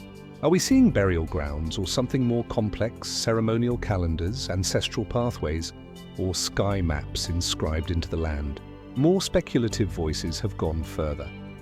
Some suggest that the geometric patterns visible from above resemble ancient forms of praetoriting or even early attempts at recording astronomical phenomena. The idea is controversial but intriguing. Could the Tasma have developed a symbolic system lost to time? A way of reading the heavens not in words but in stones? There are also whispers found in later Central Asian folklore of a people who spoke to the stars, who buried their wisdom in the ground, hidden from those who might misuse it. While such stories cannot be taken as history, they reflect a cultural memory of something once powerful, now absent. And then there is the question of the horses. In many Tasmola burials, horses are placed beside their riders, sometimes with ornate bridles, sometimes with the severed heads arranged ritualistically. This reverence for the horse suggests more than practicality. It hints at a sacred bond, perhaps even a belief in transformation through death. Did they believe their spirits would ride into the afterlife? Or that the horse, like the stars, was a guide between worlds? Today, the windswept steppes keep their secrets well. The burial mounds remain undisturbed in many places, unmarked by roads, untouched by cities. Satellite images continue to reveal new alignments, new questions. Excavations are careful, slow, and ongoing, but the story of the Tasmola culture is still largely unwritten. Who were they? These sky watchers of the steppe. Warriors, priests, astronomers, wanderers, or all of the above. As we leave the long shadows of their stone markers behind and journey onward through the forgotten corners of ancient history, one final question echoes across the plains. If a people could map the stars with stones and then disappear without a trace, what else might have been lost? Still sleeping beneath the grass and the silence, along the quiet banks of a narrow river in northern Germany, the Tullins Valley today appears peaceful green fields, winding waters, and the soft hum of wind through reeds. But beneath this calm surface lies a landscape that once echoed with the chaos of battle.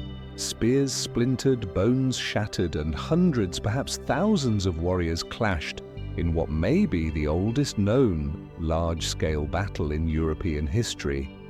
And yet no one knows who they were. This is the mystery of the Tullins Valley culture. Discovered by accident in the early 1990s and only seriously investigated in the decades that followed, the Tullins battlefield has reshaped our understanding of Bronze Age Europe. Scattered human remains, fractured skulls, broken limbs, embedded arrowheads began turning up in the riverbanks. At first, it was assumed to be the site of a small, isolated skirmish. But as excavations continued, archaeologists uncovered something far more shocking. The remains of hundreds of young men, many killed by violent trauma, strewn across a 2-kilometer stretch of river valley. Some were struck down by bronze-tipped arrows. Others bore signs of sword wounds and blunt force trauma. Horses were found too, suggesting mounted warriors, wooden clubs, flint arrowheads, and even finely crafted bronze weapons lay among the bodies. This was not a local dispute. It was an organized battle, perhaps even a war, but between whom? The site dates back to around 1250 BC, a time often thought of as fragmented and tribal in northern Europe. The image of Bronze Age societies in this region was, until recently, one of small scattered communities, modest farmers, herders, and artisans. Yet, The Tallinsee battlefield tells a different story. Here were trained fighters moving in formation with supply lines and strategic coordination. Evidence suggests that many came from far beyond the immediate region, possibly hundreds of kilometers away. How did such an organized conflict erupt at a time when no known states or kingdoms existed in the area? Theories abound. Some suggest that the Tallinn's Valley was a key trade corridor linking the Baltic Sea to Central Europe. Control over this route may have been a source of tension, drawing rival factions into violent confrontation. Amber, tin, and bronze were valuable commodities. Perhaps this was a battle for economic dominance, a struggle to control a vital artery in the prehistoric economy. Others point to the broader context. Around this time, Central Europe was experiencing increasing social complexity. Elites were rising. Wealth was being concentrated. Monumental burial mounds were appearing across the continent. Was the Tallinn's battle part of a larger process? The birth pangs of European proto-8s? And still deeper questions remain. Who organized these fighters? Who led them? Were they defending something, invading? What happened to the people who lived in the region afterward? Strikingly, there is no trace of a settlement near the battlefield large enough to explain the scale of the conflict. No clear signs of a fortress or capital or central authority. No written records, no names. It is as if an entire society emerged for battle and then vanished. Some researchers have suggested that the battle may have been part of a larger cultural tradition now lost to history. That the Tallinn's fighters belonged to a mobile warrior class, perhaps bound not to territory, but to loyalty, custom, or contract. If so, they may have moved between distant regions, hired for protection or conquest, their allegiances hidden in the silence of time. And then there are the more speculative ideas. Could tools represent the collapse of a previously unknown Bronze Age power in Northern Europe? One that did not leave cities or inscriptions, but held sway through force, wealth, and trade. If so, the battlefield might be the site of its last stand, a forgotten war that erased an entire cultural identity. There is also the haunting possibility that Tallinnse is not an isolated event, but one of many that other battlefields lie hidden beneath forests and fields, unrecognized and unexplored. If true, our current map of prehistoric Europe may be missing key chapters, episodes of conflict, movement, and transformation that shaped the continent's future. The bones at Tallinn's are slowly revealing their stories. Isotope analysis shows that some of the dead grew up in distant regions, possibly in what is now southern Germany or even further afield. Their teeth, their wounds, their weapons, all offer fragments of lives once lived, but the whole remains elusive. No one knows what flags they followed, if any. No one knows what songs they sang or what they died to defend. And so the Tallinn's Valley remains one of Europe's great archaeological puzzles. A battlefield without a war, a culture without a name, a silence too vast to ignore. As we leave the shadowed banks of the Tallinn's River and continue our search for ancient worlds lost to time, one question flows quietly beneath the surface. How many entire peoples, entire histories have vanished without leaving a word behind, except the trace of a single forgotten battle in the mud? As the desert winds sweep across the golden sands of northern Sudan, they uncover fragments of a forgotten world. Rows of slender pyramids rising sharply against the horizon, their stones cracked and eroded by centuries of silence. This is Meroe, once the capital of a powerful kingdom that flourished along the banks of the Nile. Today, its royal tombs stand alone in the desert, surrounded by the ghosts of a civilization that ruled for nearly 1,000 years and then vanished. The Kingdom of Meroe, also known as the Kingdom of Kush, was one of the great powers of ancient Africa. It emerged in the 8th century BC after the decline of Nepeta, its northern predecessor, and came to dominate a vast region stretching from the first cataract of the Nile down deep into what is now Sudan. For centuries, it rivaled the might of Egypt, not only borrowing from its traditions, but shaping them into something distinct, something unmistakably heroic. The people of Mioa built cities, palaces, and temples adorned with reliefs of lion-headed gods and warriors in elaborate headdresses. They developed a written script, the Meroic alphabet, unlike any other in Africa. It was phonetic, elegant, and used for both religious and administrative purposes, but to this day it remains largely undeciphered. And that perhaps is where the mystery begins. Who were the Marwats truly? What did they believe? What knowledge did they pass down in their script, now silent, unread, unspoken? Archaeological evidence paints a picture of a highly organized and culturally rich kingdom. Meroa was a center of metallurgy, especially known for its iron production. Fields of furnaces once glowed with heat, supplying tools, weapons, and trade goods throughout the Nile Valley. The kingdom maintained long-distance commerce with Egypt, the Mediterranean, and even parts of sub-Saharan Africa. Elephants, gold, incense, and ivory flowed through its cities, and its rulers, many of them queens or kandake, were not passive figureheads. They led armies, brokered treaties, and governed with authority that often surpassed their male counterparts. This matrilineal legacy, rare in the ancient world, set Maroi apart. And yet by the 4th century AD, the kingdom had fallen. Its cities were abandoned. Its language was forgotten. Its monuments left to decay beneath the desert sun. What happened? Historians offer several theories. One suggests that environmental degradation played a central role. Centuries of intensive iron smelting may have led to widespread deforestation around Meroa, causing soil exhaustion and agricultural collapse. As the land dried and the population thinned, the kingdom's internal strength may have slowly crumbled. Others point to shifting trade routes. With the rise of Oxum in present-day Ethiopia and changes in Mediterranean commerce, Meroa may have been cut off from its economic lifelines. Wealth diminished, power waned, and rival forces moved in. In 350 AD, the Aksumite king Ana claimed to have conquered Meroa. His inscriptions boast of victory, of razing cities and breaking fortresses. But no corresponding Meroic records survive to tell the other side of the story. And that absence is telling. Unlike Egypt or Rome, Meroia left no expansive chronicle of its own greatness. No carved histories on temple walls. No great epics committed to papyrus. What it did leave, its script, its symbols, its tombs, speak in riddles. The Meroitic language, written in both hieroglyphic and cursive forms, has defied full translation.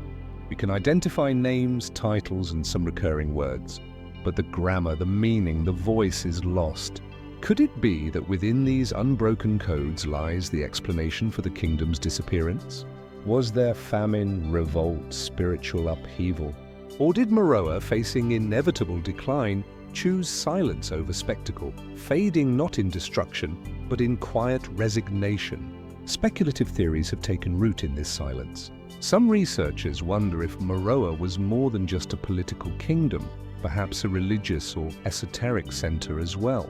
The alignment of its pyramids, the symbolism of its artwork, and the mystery of its language have led some to suggest that Meroa preserved traditions or knowledge older than even Egypt, guarded, secret, and now lost. Others looked to the Kandake queens and the power they held. Was Meroa's social structure simply too different, too radical for neighboring powers to understand or tolerate? Could its fall have been not just conquest, but erasure? Even today, large portions of Maro remain unexcavated. Beneath the dunes, beneath the layered soil of its once bustling streets, lie the ruins of temples, homes, workshops, unseen, unknown. Perhaps even a library, its scrolls turned to dust, once held the keys to the Meroitic script. Perhaps there are still walls where names were written, names we've never heard, kings and queens whose deeds have yet to resurface. What we know is this. For centuries, Meroa was a center of culture, power, and belief. An African kingdom as advanced and as proud as any in the ancient world. And then it disappeared.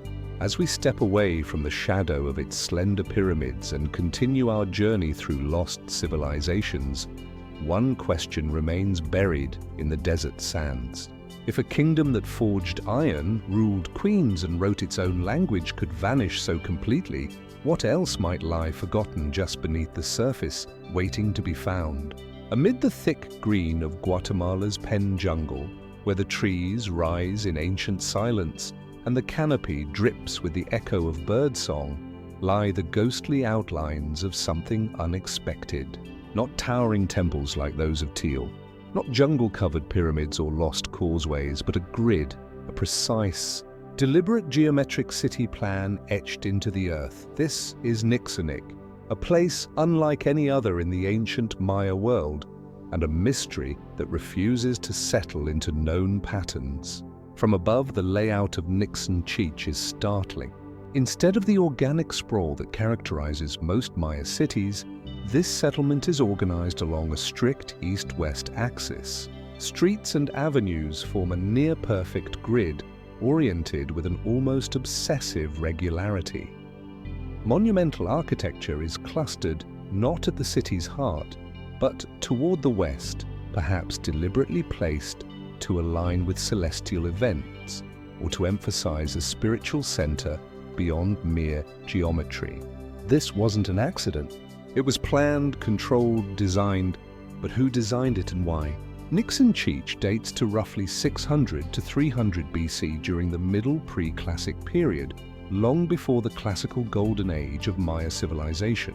At its height, it would have been a significant urban center, possibly housing thousands. Large platforms and ceremonial buildings suggest it was not just a town, but a place of power. Yet, unlike later Maya cities that celebrated individual rulers through elaborate inscriptions and towering stela, Nixonik is silent.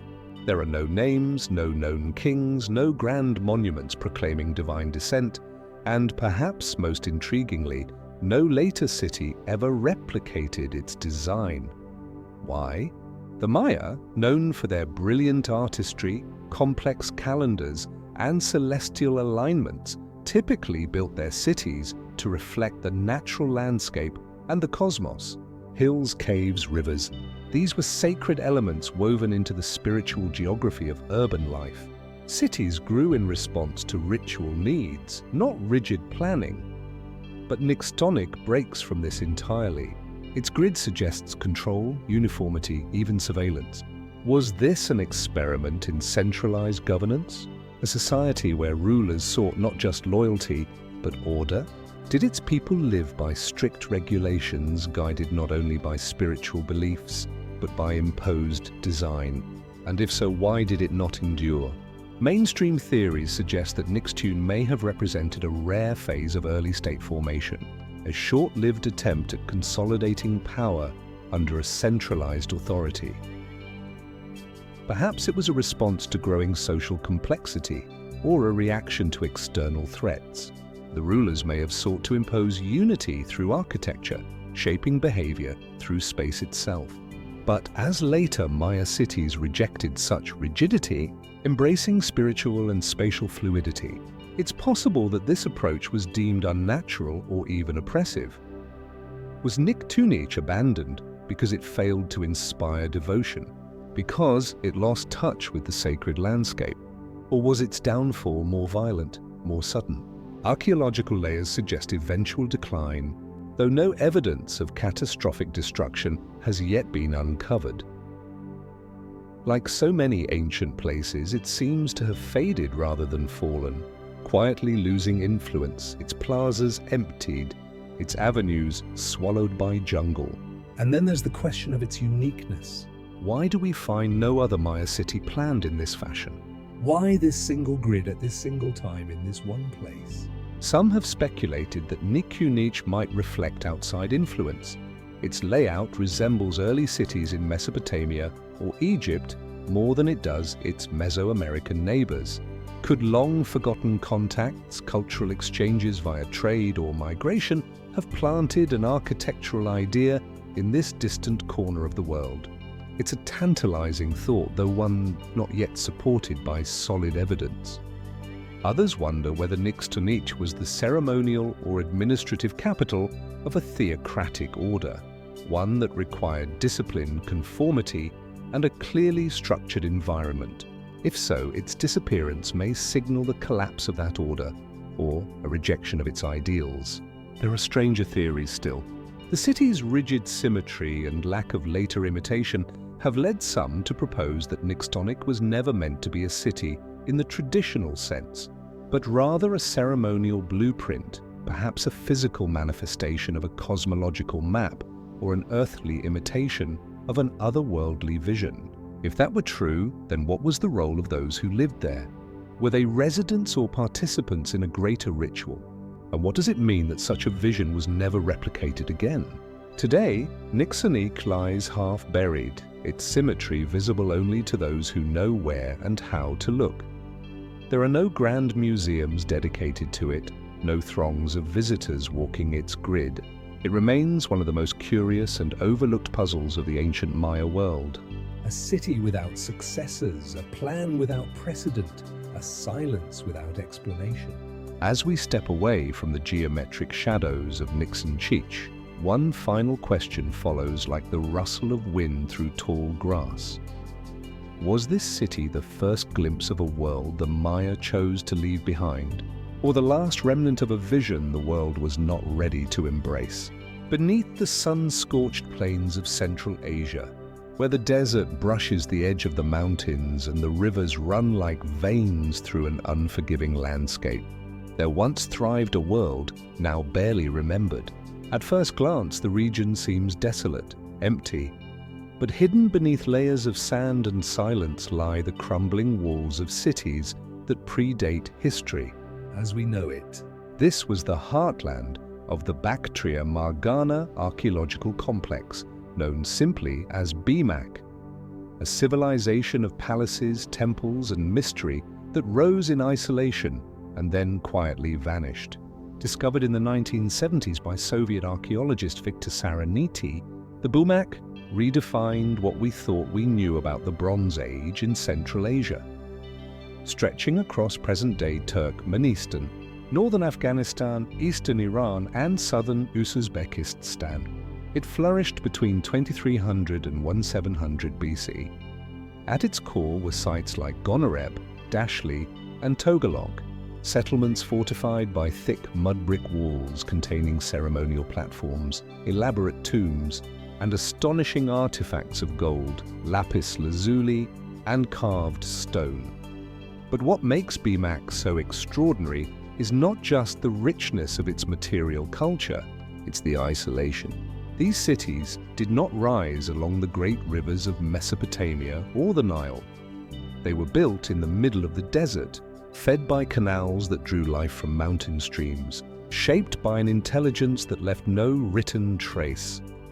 How did such a complex and advanced society emerge in this arid zone? And how did it fade so completely that it remained unknown until less than 50 years ago? The architecture of BMAC settlements tells us much. At Gonor Pepe, the central complex is built around a large ceremonial structure interpreted by some as a temple or palace. Storage rooms, workshops, water reservoirs, and living quarters surround it in a meticulously organized layout. Fire altars, strange stone vessels, and burial goods suggest a highly ritualized culture. And the objects found here, ornaments of shell from the Indus Valley, cylinder seals with Mesopotamian motifs and mirrors of polished metal, indicate a network of trade and influence stretching far beyond the sands. But while the connections are clear, the identity is not. BMAC people did not leave texts. Their language, religion, and social structure remain subjects of speculation. Some scholars believe they spoke an early form of Indo-Iranian.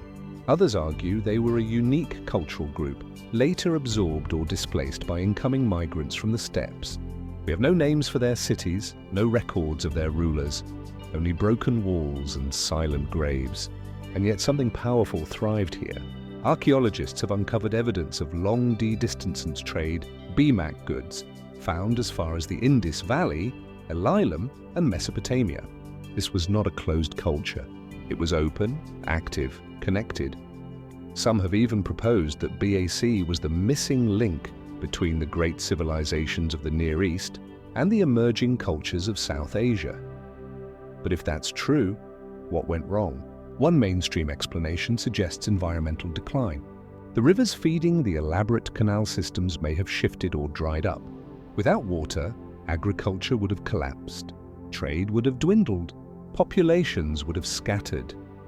A civilization built on the delicate balance of hydrology may have simply withered when the land changed. Yet unlike other ancient cities, BMAC sites show no clear signs of invasion or destruction, no burning, no evidence of war. The decline appears gradual, almost deliberate. Could it be that BAC society underwent internal transformation? That its people over generations moved into smaller, more mobile groups, abandoning the urban model altogether? Or did they merge with incoming populations from the northern steppes? Cultures with different ways of life, different gods, and different needs. There are theories, some more controversial, that suggest BMAC's elite may have been a priestly caste conducting rituals that influenced later Zoroastrian or Vedic traditions.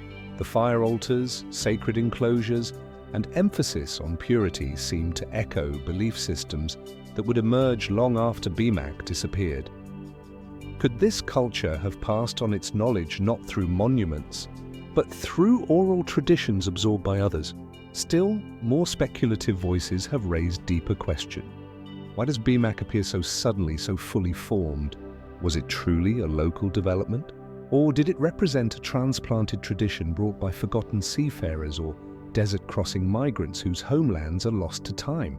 And why do so many of their artifacts bear traces of other civilizations, yet retain a distinct and unmistakable style? Perhaps most haunting of all is the emptiness they left behind. When BMAC collapsed, it left no successor state, no cultural heir to carry its story forward.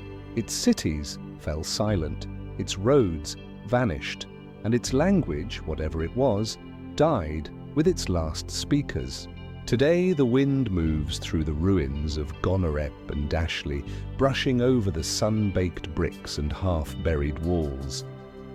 The altars are cold, the canals are dry, and yet something lingers. A presence, a question, a world just out of reach. As we leave the forgotten temples of Central Asia and move deeper into the ancient unknown, one question follows us like a shadow across the steppe. How many worlds like BMAC once flourished in silence, only to be buried by the very sands they once turned to life? In the wind-swept hills of Sardinia, where olive trees twist in ancient silence and rocky outcrops rise like sleeping giants, stone towers pierce the landscape, timeless, brooding, and utterly enigmatic. These are the Nuragi, great conical fortresses of rough hewn-kneed stone, some standing over 20 meters high, built without mortar and still defying the centuries. They are the most visible remnants of the Nuragic civilization, a culture that flourished on this Mediterranean island for over a millennium, and then, as if swallowed by the sea breeze, vanished. The Nuragic civilization is one of Europe's oldest and most mysterious prehistoric cultures, emerging around 1800 BC during the Bronze Age and continuing until roughly 500 BC. It left behind no written records, no known language, no epic inscriptions, and yet what they did leave behind is striking. More than 7,000 Nuri dotting the Sardinian landscape, massive towers often surrounded by villages, sanctuaries, megalithic temples, and tombs carved into stone. These structures were not isolated. Many Nuri were carefully positioned across sight lines, forming a network, possibly of communication, defense, or ritual. Some are single towers. Others form complexes with multiple levels, spiral staircases, courtyards, and wells dug deep into the rock. They hint at a society of extraordinary organizational skill, architectural prowess, and enduring mystery. But who were the Nuragic people? Archaeological finds, bronze statuettes, decorated ceramics, weapons, and jewelry suggest a hierarchical society led by chieftains or priest-kings deeply connected to ritual and warfare. Their bronze figurines depict warriors, archers, and divine beings, each rendered with symbolic precision. Stone circles and sacred wells speak to a spiritual life closely linked to the cycles of nature and celestial observation. And yet, for all of this richness, their origins remain uncertain. Did the Nuragic culture evolve from earlier Sardinian Neolithic peoples, or were they part of a broader wave of seafaring Bronze Age cultures spreading across the Mediterranean?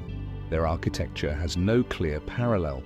Their customs, while sharing hints of Mycenaean or Cycladic influence, are distinct and intensely local. What's perhaps most perplexing is how long they endured, over 1,000 years, yet left so little trace beyond stone and metal. And then around the end of the first millennium BC, the Nuragic world fades. Their towers are no longer maintained, their settlements shrink, and soon their culture disappears from the historical record. Why? Mainstream theories suggest a gradual decline due to shifting power dynamics in the Mediterranean. By the 9th and 8th centuries BC, Sardinia was increasingly drawn into the expanding orbits of Phoenician, Carthaginian, and later Roman influence. Trade networks shifted. New political systems took root. The Nuragic people may have been absorbed. Their distinct culture diluted until only stone remained. But this theory leaves gaps. Why did the Nuragic elite vanish so completely? Why were the towers abandoned? Not repurposed or rebuilt? Why do we find no transitional phase, no evidence of adaptation, only disappearance? Some researchers propose internal causes, resource depletion, drought, or conflict. Sardinia's rugged terrain may have made agriculture difficult to sustain at large scales. Political fragmentation or civil unrest could have weakened the cohesion of Nuragic society over time. Perhaps the towers, once symbols of unity and power, became relics of a disordered past. And yet there are more speculative suggestions too. Some believe the Nuragic people may have retreated from coastal areas as foreign powers arrived, not out of defeat, but in resistance, preserving their way of life in the island's interior. Others point to the extraordinary craftsmanship of their bronze figurines and temple complexes, suggesting an elite priesthood that may have dissolved its institutions deliberately, perhaps in response to changing cosmological beliefs or external pressures. More fringe theories draw attention to the sheer uniqueness of the Nuragi themselves. Why were they built with such scale and effort in such numbers? Were they only fortresses, or did they serve astronomical purposes, markers of solstices, equinoxes, or star alignments? Some structures, like the Nuragosa and Su Nuroxi, appear to have orientations that match celestial events. If so, was this a civilization governed not only by the rhythm of seasons, but by the movement of stars? And could changes in that cosmic order, real or perceived, have played a role in their decline? Even today, the Nuragic people remain strangely absent from the mythologies of the cultures that followed. The Romans encountered their ruins, but said little of the builders. Sardinian folklore speaks vaguely of Gigante, giants who once roamed the island, raising towers and moving stones. Were these stories echoes of a cultural memory too distant to name? The Nuragic civilization left no words behind. No chronicles of conquest or decline, only stone towers, bronze warriors, and the haunting silence of a people whose world was built to last, and yet somehow did not. As we move beyond the stone sentinels of Sardinia and continue our journey through the ruins of civilizations forgotten, one question rises like a whisper through the island winds. What kind of world builds monuments meant to endure for eternity and then walks away without a trace? High in the misty foothills of Costa Rica's Central Highlands, where dense cloud forests breathe in silence and vines curl over Muscoved stone, lies a place few have heard of, yet many have walked past unknowingly. Guabo, a name whispered through the trees, etched into volcanic rock, and buried beneath centuries of soil. Here, among towering Sheba trees and tangled roots, stand the forgotten foundations of a lost city. Round stone platforms, ceremonial causeways, and aqueducts still channeling water. All remnants of a culture that once thrived and then disappeared without a trace. Guabo is the largest and most important pre-Columbian archaeological site in Costa Rica, yet it remains shrouded in obscurity. Located on the forested slopes of the Turala volcano, the site covers more than 200 hectares, though only a small fraction has been excavated. What has been revealed, however, is remarkable. Stone-paved roads cut through the forest. Drainage systems and aqueducts still functioning in the rainy season demonstrate an advanced understanding of engineering and hydraulic design. Massive circular platforms made of river stones once held wooden structures, likely homes, temples or communal buildings, and intricately carved petroglyphs, spirals, animals, and abstract symbols still peek from beneath the moss as if trying to speak across time. But who built this city and why did they leave? Carbon dating suggests that Guabo was inhabited from around 1000 BC and reached its peak between 600 and 900 AD. It may have supported a few thousand people. Complex society engaged in agriculture, trade, and religious practice. Its strategic location offered fertile soil, access to fresh water, and a view across vast stretches of land. From here, leaders could control movement and communication across central Costa Rica. And yet, by 1400 AD, it was abandoned. Long before the arrival of the Spanish, long before anyone could write down its name, its rulers, its gods, mainstream explanations propose a quiet decline, perhaps driven by environmental shifts, soil exhaustion, or internal social conflict. Some believe the community may have simply relocated, dispersing into smaller, more sustainable settlements deeper in the jungle or along the coast. But the absence of destruction is telling. There is no evidence of warfare or invasion, no burned structures, no mass graves. The city seems to have been left with intention, ritualistically, perhaps slowly, as if the people knew it was time to go. Why? One possibility is volcanic activity. Guabo lies in the shadow of Tiba, a volcano known for its occasional violent eruptions. Did the people interpret rumblings in the earth as warnings? Did they read the signs in nature and decide that the land had turned sacred or dangerous? Others point to the enigmatic nature of the site itself. The petroglyphs carved into stone feature animals like jaguars and crocodiles, spirals that may represent water or cosmological beliefs, and symbols that remain undeciphered. Was Guabo more than just a city? Could it have been a ceremonial center abandoned once its spiritual purpose had been fulfilled? More speculative theories draw connections to wider networks of pre-Columbian cultures. Some archaeologists believe Guabo may have been part of a larger cultural sphere, stretching into northern South America and across Central America, an unrecorded mosaic of shared beliefs and trade. Could the city's decline be linked to a broader regional shift, one not yet fully understood? Then there is the question of its architecture. The raised stone mounds, perfectly circular and built with precision, are unlike anything else in Mesoamerica. Their design may have mirrored cosmological concepts, circles representing the cyclical nature of time or the sun or the eternal flow between life and death. The roads, some of which connect to places far beyond the site itself, suggest not isolation but integration. Links to peoples and places whose stories remain untold. And yet no inscriptions have been found, no names, no kings, no gods. It is this silence that makes Guabo so haunting. A city built with such care, with such mastery of stone and water, left behind, no voice to speak for it, only the murmur of wind through leaves, the drip of water through aqueducts that still work, and the occasional call of a bird echoing through the canopy. Was this a society that valued oral tradition over the written word? One that passed knowledge and stories through generations until migration or disaster severed the chain?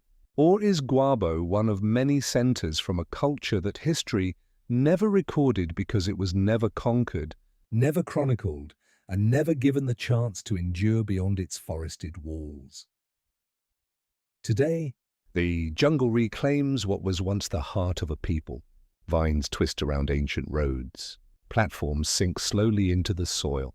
Yet the site endures, a sacred space to some, an open question to others. As we leave the Muscovite stones and spiraling symbols of Guayabo behind and continue our journey through the civilizations the world forgot, one question lingers beneath the canopy. If an entire city can vanish beneath the trees, its name, its people, its purpose lost, how many more are still out there waiting to be found? In the vast emptiness of Yemen's desert, where shifting sands bury stories and time moves slowly under a relentless sun, the remains of stone walls and broken pillars still rise from the dust. The landscape is dry and silent now. But long ago, this was the center of a flourishing civilization, an oasis of wealth, ingenuity, and power. This was Marib, the ancient capital of the Kingdom of Saba. And somewhere amid its forgotten ruins lies one of history's great unanswered questions. How could a city so rich, so well engineered and so central to ancient trade simply disappear? Mar was not a myth. It was real and remarkable, mentioned in ancient inscriptions and biblical texts. The city was the heart of the Sabaean kingdom, which flourished in South Arabia from around 1000 BC to the 1st centuries AD. The Sabaean built a sophisticated and enduring society, one rooted in trade, agriculture, and monumental architecture. At the center of it all stood the Great Marb Dam, an engineering marvel of the ancient world. This dam was no small feat. Stretching nearly 600 meters between two rocky hills, the structure captured and channeled seasonal rains from nearby highlands into an intricate network of irrigation canals. These waters turned the surrounding land, now a barren plain, into fertile fields. Wheat, barley, date palms, and frankincense flourished, and so did the city. Marib became a vital stop along the incense route, a trade network that connected the Arabian Peninsula with Egypt, the Levant, Mesopotamia, and beyond. Caravans passed through loaded with spices, myrrh, gold, and silk. Inscriptions left behind in Sabaean script speak of kings, temples, alliances, and rituals. It was a land of both commerce and devotion. But despite its wealth and stability, the civilization that built Marib slowly faded, and the reasons why remain uncertain. Traditional accounts and some ancient legends suggest a natural disaster.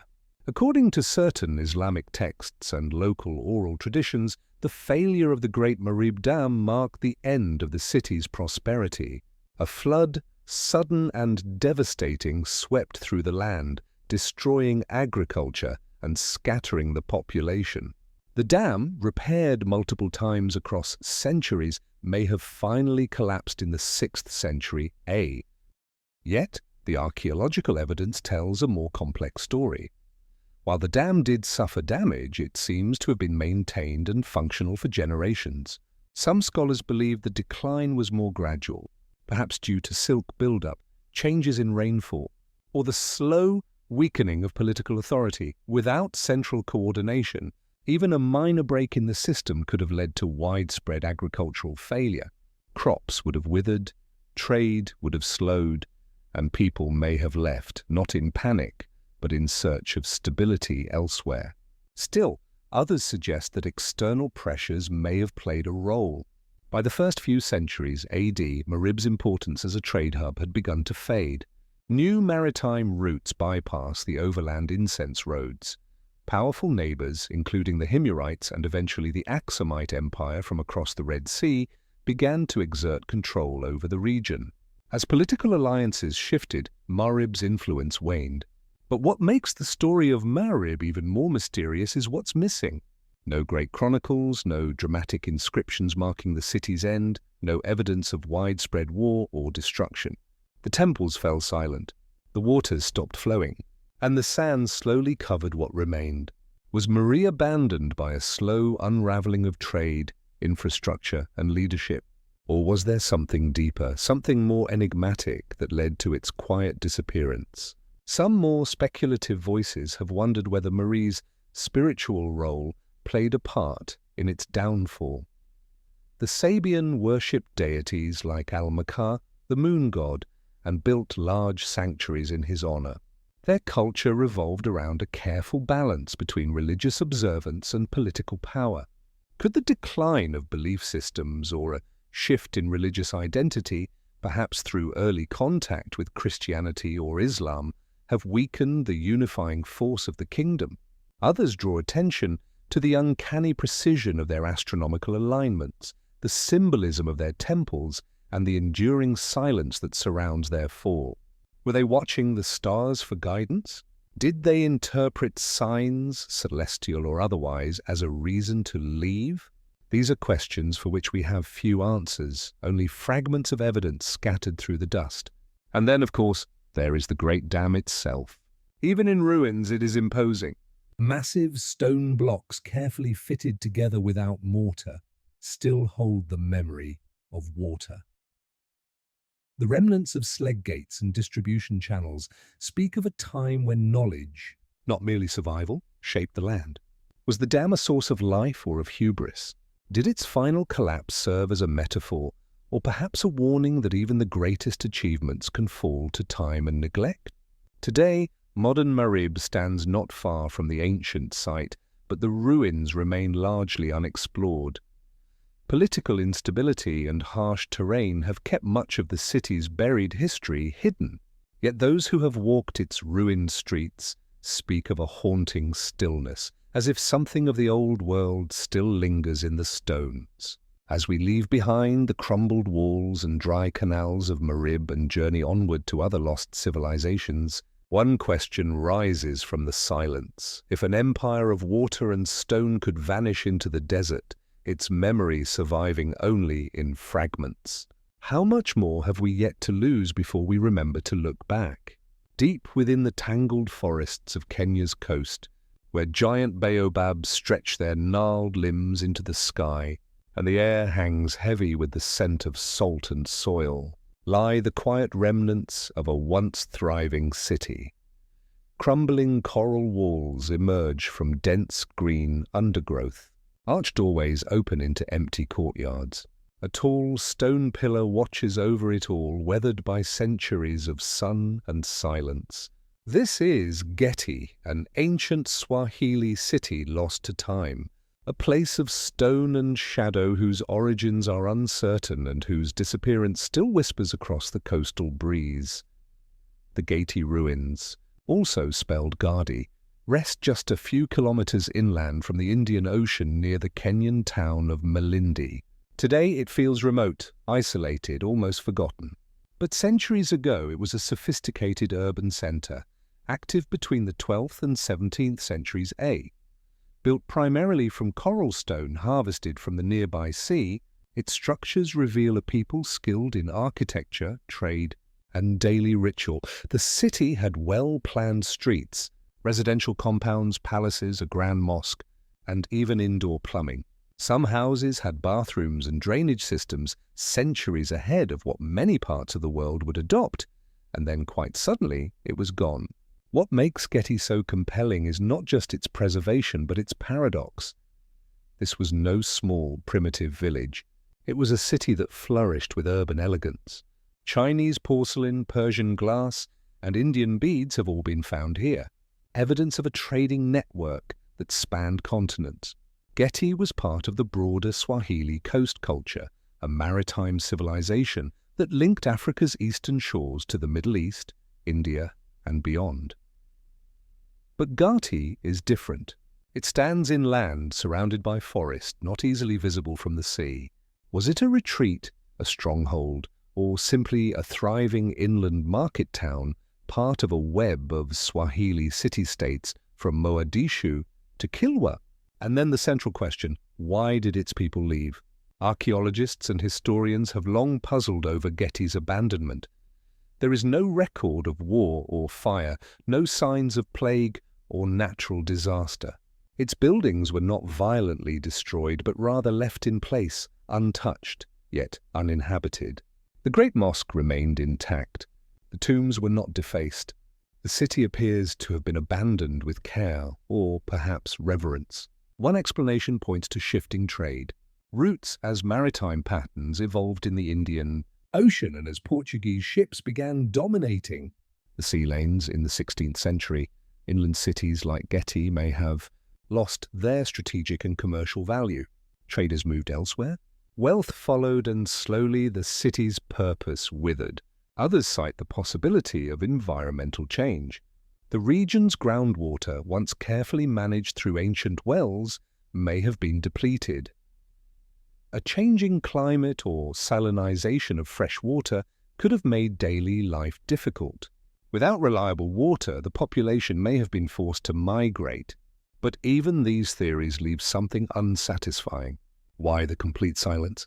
Why did no oral histories preserve Getty's story in local traditions? Why did later generations seem to forget it altogether? Some speculate that spiritual factors played a role. The Swahili coast, deeply influenced by Islam since at least the 10th century AD, also maintained older pre-Islamic beliefs. Perhaps Getty became associated with a curse or a sacred event. There are local legends that speak of spirits, jinn guarding the city. According to some oral tales, those who entered uninvited would fall ill or lose their way. Even today, many approach the ruins with respect and sometimes hesitation.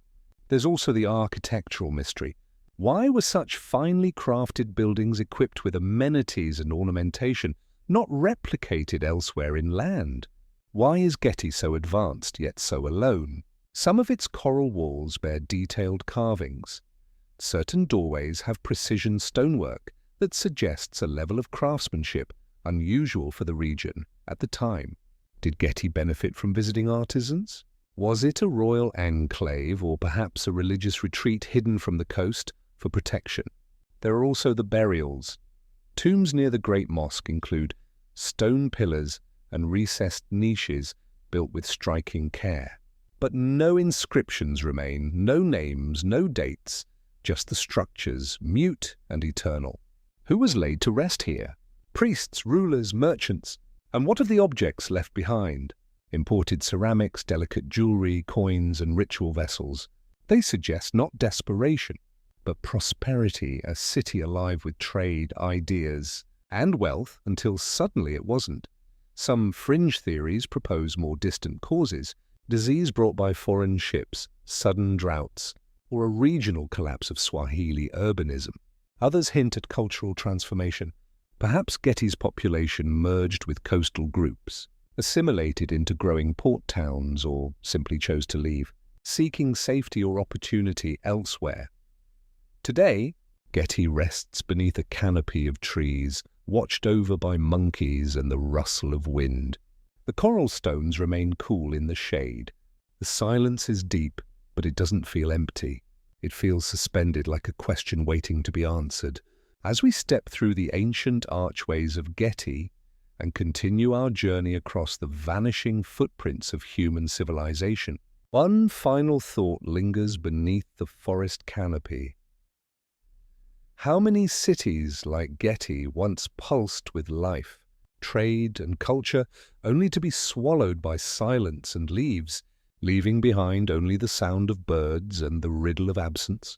High in the cloud forests of northern Peru, where the green mist rolls through mountains like breath over forgotten stone, and moss hangs from the trees like ancient veils, stand the remnants of a vanished people. Towering stone walls loom above steep cliffs. Circular buildings lie scattered across lush, ridgeal lines, and carved into vertical rock faces are the silent, hollow-eyed tombs of those long gone. This was the realm of the Chachapoa, the so-called warriors of the clouds, a mysterious civilization that flourished in the Andean highlands and then, like the mist itself, disappeared. The Chachapoa were not an empire in the traditional sense. They were a network of highland societies that occupied a rugged, rain-soaked region between the Andes and the Amazon basin. The terrain here is formidable. Jagged cliffs, narrow plateaus, and dense forests that still resist exploration today. Yet amid these harsh conditions, the Chachapoa constructed cities of stone, monumental in scale and striking in their isolation. Perhaps the most famous is Quap. Perched at nearly 3,000 meters above sea level, Quap is a massive fortress-like complex enclosed by walls up to 20 meters high. Inside are more than 400 circular structures, many once topped with conical roofs and adorned with geometric friezes of limestone. To climb its steep stone ramps, to stand within its misty confines, is to feel the presence of a people who knew how to command their world without conquering it through spectacle. And yet, for all its grandeur, Quap and the broader Chachapoa legacy remained unknown to much of the outside world until relatively recently. The Chachapoa culture reached its height between 800 and 1470 AD. Though not an empire like the Incas to the south, they were formidable, resilient, highly organized, and fiercely territorial. Spanish chroniclers later described them as tall, fair-skinned, and independent-minded. Their homes and temples were often built in places few others dared settle, along cliff edges, deep within gorges, and high in fog-drenched ridges. Their burial practices were equally daring. Mummified corpses placed upright in sarcophagi on sheer cliff faces unreachable without ropes or ladders. But by the late 15th century, the Chachapoa were no longer independent. The Inca Empire, expanding rapidly, launched a military campaign into the region. Despite stiff resistance, the Chachapoa were conquered and absorbed into the Incan state. Their leaders were displaced. Their people resettled across distant corners of the empire, and their cities like Quap gradually emptied. Was this the beginning of their disappearance? Possibly. The Incas, while efficient administrators, often dismantled the power structures of those they conquered. Chacha elites were removed. Religious centers were reoriented or abandoned, and traditional ways of life were interrupted. Over time, the distinctive identity of the Chapoa may have faded into the larger imperial fabric, no longer erased, but slowly diluted. Then came the Spanish. The arrival of Europeans in the early 16th century brought collapse to the Incan Empire and chaos to the lands it ruled. The Chachapoa, like many groups, rebelled against Inca rule and in some cases aided the Spanish in their conquest. But if they hoped to regain autonomy, it was short-lived. With the Spaniards came disease, exploitation, and further dislocation. By the 17th century, the Chachapoa had all but vanished from historical records. But was it only conquest and disease that ended their civilization? Some scholars think not. The remoteness of their territory, the enduring strength of their structures, and the lack of written records suggest a people who may have also withdrawn deliberately or spiritually from the changing world around them. Could they have retreated deeper into the cloud forest, merged into smaller hidden communities, or preserved parts of their culture that still survive unnamed in the folkways of the Andean highlands? Archaeological discoveries continue to challenge assumptions. New tombs are still being found, filled with textiles, pottery, and intricate terrary masks. Petroglyphs in caves depict spirals, animals, and possibly maps or mythologies we cannot yet read. And the skeletal remains of Chachapoa mummies, often remarkably well preserved, suggest ritual practices that hint at complex beliefs about death, transformation, and eternity. Their cities were built without wheels, their temples without mortar. Their architecture defies weather and time. How did they manage to quarry and transport massive stones across vertical terrain? How did they survive and thrive among the peaks where others built little? And why did they favor such remote and inaccessible places? Were they fleeing something or protecting something? Some have suggested that Quelup and other sites were not just centers of power, but sanctuaries built as spiritual refugees, aligned with stars or sacred landscapes designed not for conquest, but communion. If so, then their disappearance may not have been a simple matter of defeat, but of transformation. A culture that did not collapse but dissolved into its environment. Even today, much of the Chachapoa territory remains unexcavated. Dense jungle hides, ruins still unnamed.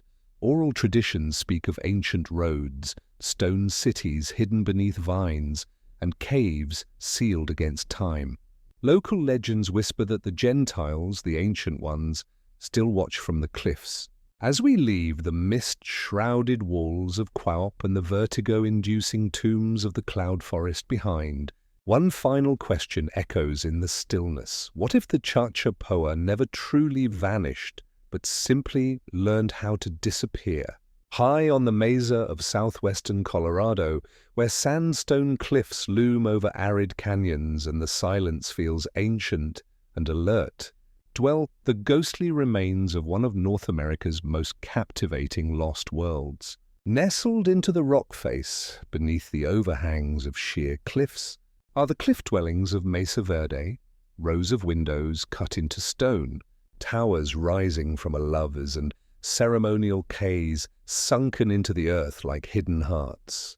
These are the homes of the ancestral Puebloans, a people who carved civilization into stone and then walked away. The cliff dwellings of Mesa Verde were not the beginning of the story.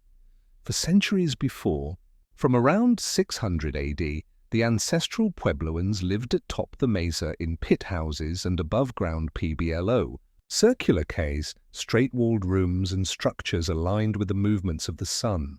Over time, their architecture grew more sophisticated. Towers rose, reservoirs were built, trade routes stretched hundreds of miles in every direction. Then around the late 1100s AD, something changed.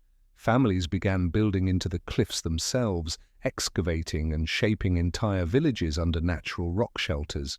Some of these settlements, like Cliff Palace and Spruce Tree House, contained over 100 rooms reached by ladders and handholds carved into vertical stone, protected from the elements. These cliff dwellings stand in remarkable condition even today, haunting in their precision and scale. But by the late 1200s, just a century later, they were empty. No one knows exactly why. More than 20,000 people once lived in the Mesa Verde region. And yet by 1300 AD, the dwellings had been abandoned. Fires were extinguished, ladders removed. The vibrant culture that had flourished in the canyons disappeared quietly and completely. What caused this exodus? Archaeologists point to several converging factors. A prolonged drought in the late 13th century may have made farming, already difficult in such a dry, rugged landscape, unsustainable. Depleted soil and limited water sources may have driven families to seek more fertile ground. There is also evidence of growing conflict. Defensive architecture, signs of hastily abandoned rooms, and the construction of cliff dwellings themselves, sheltered, hidden, difficult to reach, suggest a community increasingly concerned with security. Were they under threat from neighboring groups or from within? Some believe internal tensions over resources, leadership, or spiritual interpretation may have created fractures within the society. Others propose that the departure was a coordinated migration, not a collapse, a journey guided not by fear, but by ceremony and vision. Still, the mystery remains. Why leave such well-built homes behind? Why take the time to seal cars, to clean rooms, to extinguish sacred fires with reverence if this was a hasty escape? And why is there so little evidence of where the people went? We do know that the ancestral Puebloans did not vanish.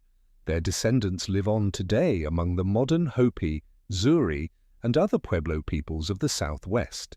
Oral traditions speak of migrations guided by spiritual signs, sacred directions, and obligations to the land.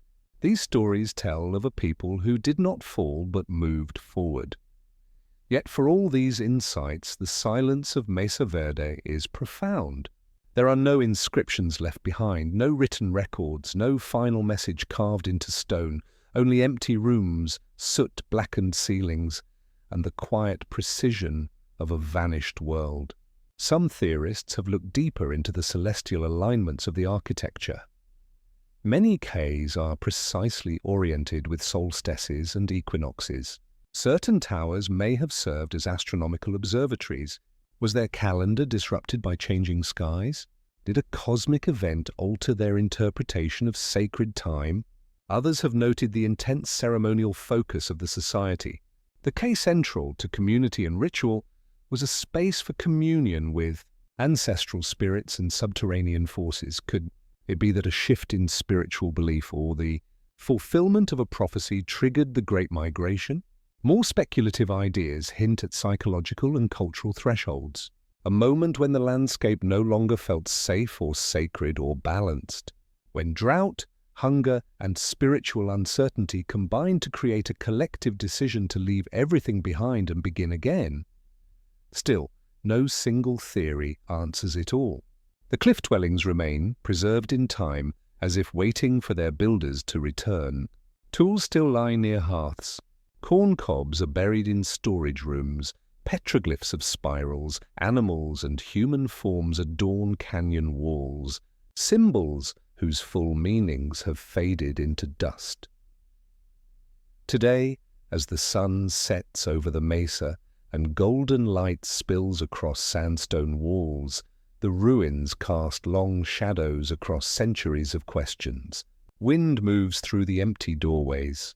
Ravens circle overhead, and deep in the canyons where once voices echoed with ceremony and song, silence reigns. As we continue our exploration of civilizations that disappeared into the folds of history, one final question lingers in the dry desert air. What does it mean to leave not in defeat, but in decision? And what knowledge might have guided the people of Mesa Verde as they turned their backs on stone and walked into the unknown? Beneath the red soils and rolling savas of central Nigeria, where the Harmattan wind sweeps dry across open plains, a buried legacy waited in silence for centuries. It began with a fragment, a face of terracotta unearthed by chance, a solemn expression, hollow eyes, an elongated head framed by intricate braids. It was like nothing else in sub-Saharan Africa, and it marked the rediscovery of one of the continent's most mysterious lost cultures. This was Nok, an ancient civilization of astonishing artistry and unknown origin. The Nok culture takes its name from a small village where the first artifacts were found in the 1920s, but the story truly began to take shape in the 1940s, when workers at a tin mine stumbled upon a wealth of terracotta, sculptures buried deep in the ground. Human figures, some naturalistic, others abstract, emerged from the earth. Some stood with hands folded, others sat with exaggerated postures or stared outward with piercing, stylized features. They were beautiful, sophisticated, and old. Radioarbon dating placed the earliest Nok, artifacts at around 1500 BC. The culture would last nearly 2 millennia before vanishing around 300 A. Yet, for such a long-lived and clearly advanced society, the Nok left behind no known written language, no palaces or temples, no tombs or stele carved with kings or gods. Only these remarkable sculptures and more questions than answers. Who were the Nok people? How did they develop such artistic skill in isolation? And why did their civilization fade into obscurity, forgotten for over 1,000 years? Beyond their terracotta figures, the Nok are believed to have been among the earliest sub-Saharan cultures to smelt iron. Iron tools and furnaces have been discovered near their settlements, indicating technological innovation at a time when much of the region was still Neolithic. Their agriculture, too, was organized. Evidence of yam, millet, and cowpea cultivation suggests stable food-producing communities that likely traded with neighboring peoples. But no large cities have been found, no administrative centers. It's as if the Nok were a dispersed but culturally unified network tied together not by empire, but by belief, custom, and artistry. And when they disappeared, they left no known successor to carry their legacy forward. Mainstream theories suggest environmental change may have played a role. A shift in climate could have disrupted agriculture, depleted resources, or forced communities to abandon their settlements. Some archaeologists point to gradual migration. Nok populations may have been absorbed into rising cultures of West Africa, carrying fragments of their knowledge with them, eventually indistinguishable from others.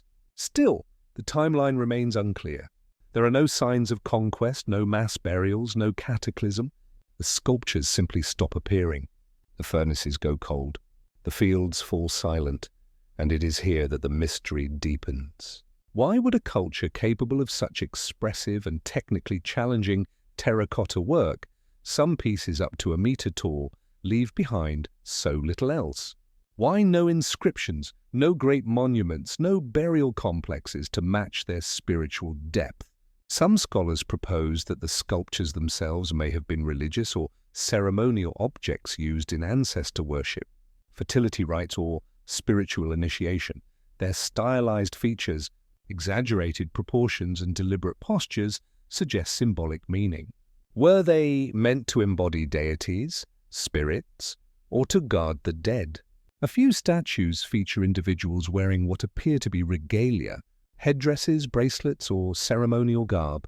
Others depict figures bound or restrained, prompting speculation about judicial rituals, punishment, or offerings. And yet, without texts, we can only guess. More speculative theories suggest the Nok were a center of a much wider and older tradition, one that extended far beyond the borders of modern Nigeria. Similarities in style and technique have been noted between No terracottas and later art from the Yoruba and Benin cultures. Is it possible that No formed the cultural bedrock of West Africa's future kingdoms, that their ideas endured but their name was lost? And then there are those who ask even broader questions. How did such a sophisticated artistic tradition arise so early in such relative isolation? Were the Nok in contact with trans-Saharan trade networks long before such exchanges were believed to exist? Could their influence have reached further than we currently understand? The problem is access. Many of the original Noks were removed from their context by miners and looters, leaving archaeologists without crucial layers of evidence. Entire settlements may remain buried and undiscovered beneath the fields and hills. And without large-scale, long-term excavation, the Nok story remains a partially told tale, half-whispered, half-imagined. Today, their sculptures reside in museums and private collections around the world. Their haunting expressions still captivate those who gaze into their hollow eyes. Yet the people behind them, what they believed, how they lived, why they vanished, remain elusive. The soil of central Nigeria still holds their secrets. Scattered shards lie beneath the roots of baobab trees. Ancient furnaces rust in the dust.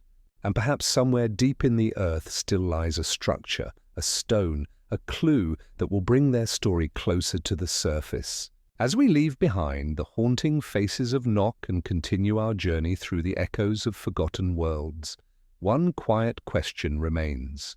When a civilization disappears, but its art remains, what does that art still know that we have yet to remember?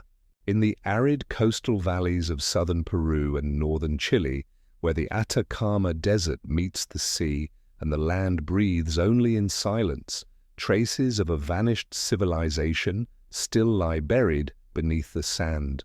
Among dry riverbeds and wind-swept dunes, fragments of woven textiles, llama bones, and sun-bleached ceramic jars offer a whisper of life that once thrived in this unforgiving place. This was the world of the Cheribaya, an ancient culture that carved order and abundance from one of the driest landscapes on Earth, and then quietly disappeared.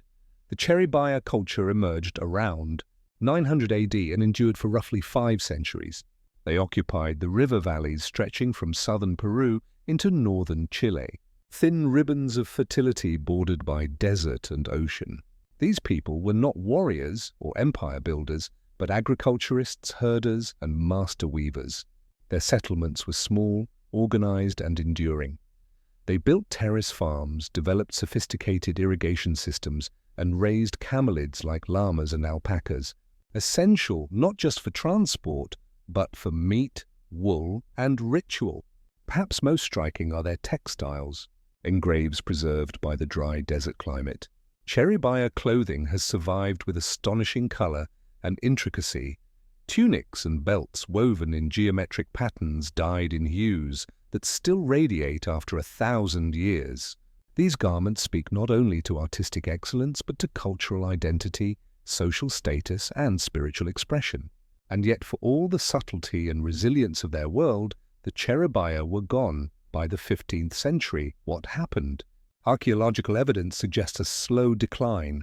Unlike the violent conquests that marked the fall of other civilizations, there is no sign that the Cheribaya were destroyed in a single event. Their settlements were not burned. Their cemeteries were not desecrated. Instead, they seemed to have simply stopped building, stopped weaving, stopped appearing. One prevailing theory is that the Cheribaya were absorbed by the expanding Inca Empire.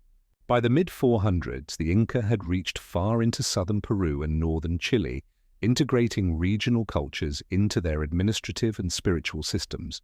Local leaders may have been co-opted, villages reorganized, identities gradually transformed under a new imperial structure.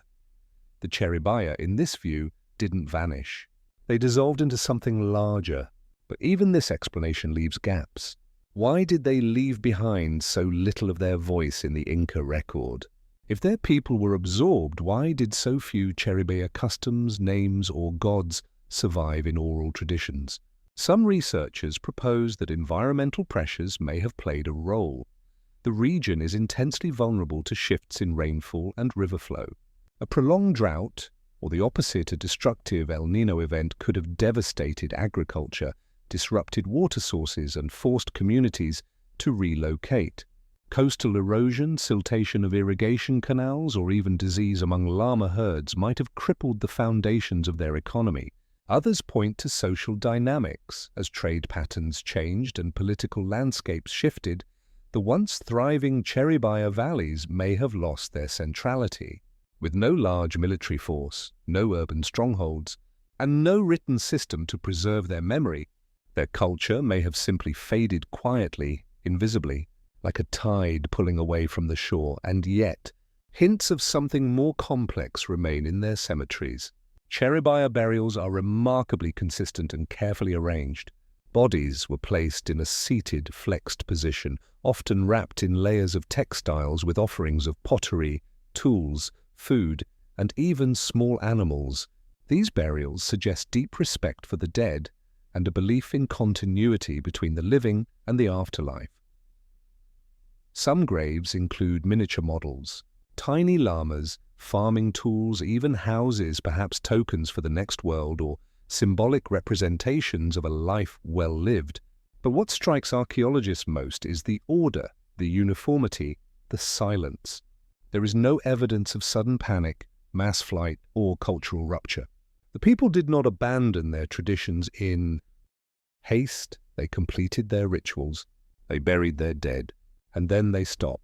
Was it a deliberate ending, a cultural transition enacted with ceremony and foresight, as has been seen in other Andean societies? Or was it a slow erosion of autonomy, of memory, of a people's place in the world? A more speculative thread suggests that the Cheribaya were not merely absorbed or displaced, but may have retreated, leaving behind only what was meant to remain. Some scholars have proposed that their elite lineages withdrew further inland or higher into the Andes, preserving certain customs under new names. Could traces of Cheribaya identity still survive in communities whose roots have been mislabeled or overlooked? Even their name is not original.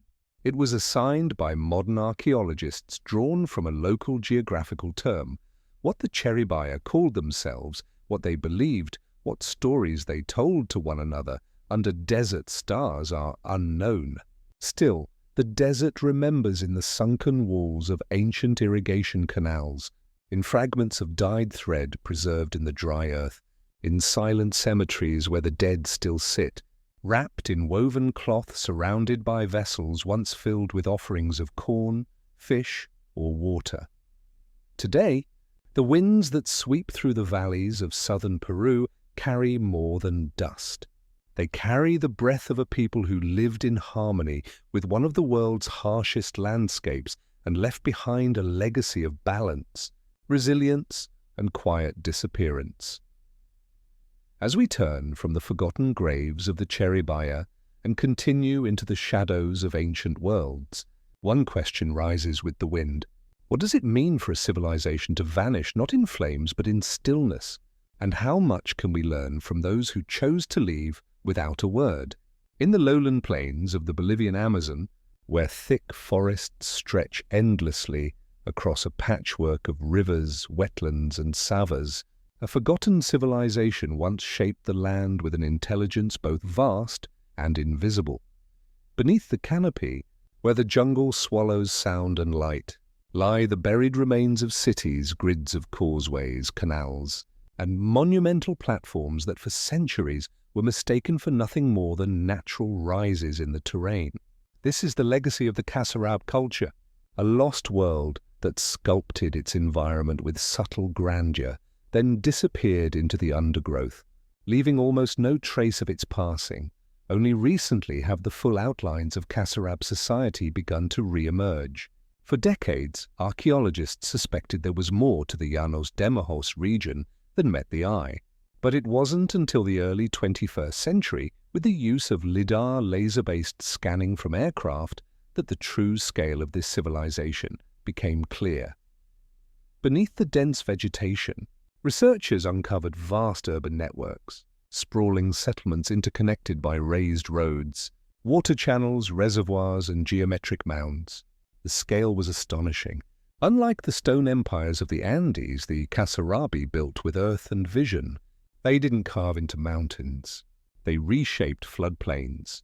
From around 500 AD to 400 AD, they engineered landscapes the size of modern cities. Some settlements were over 300 hectares in size, anchored by platform mounds rising up to 20 mm high, surrounded by concentric defensive structures.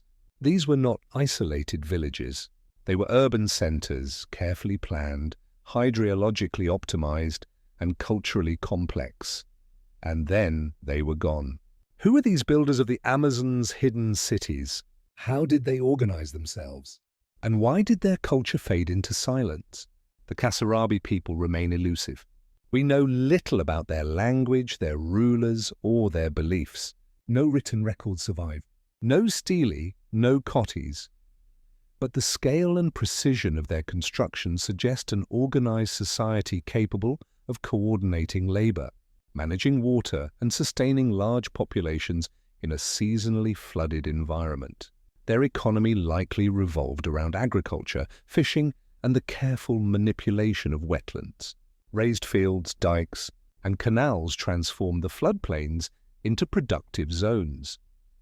Some of the massive causeways stretch in perfectly straight lines for kilometers connecting settlements across an otherwise impassable terrain.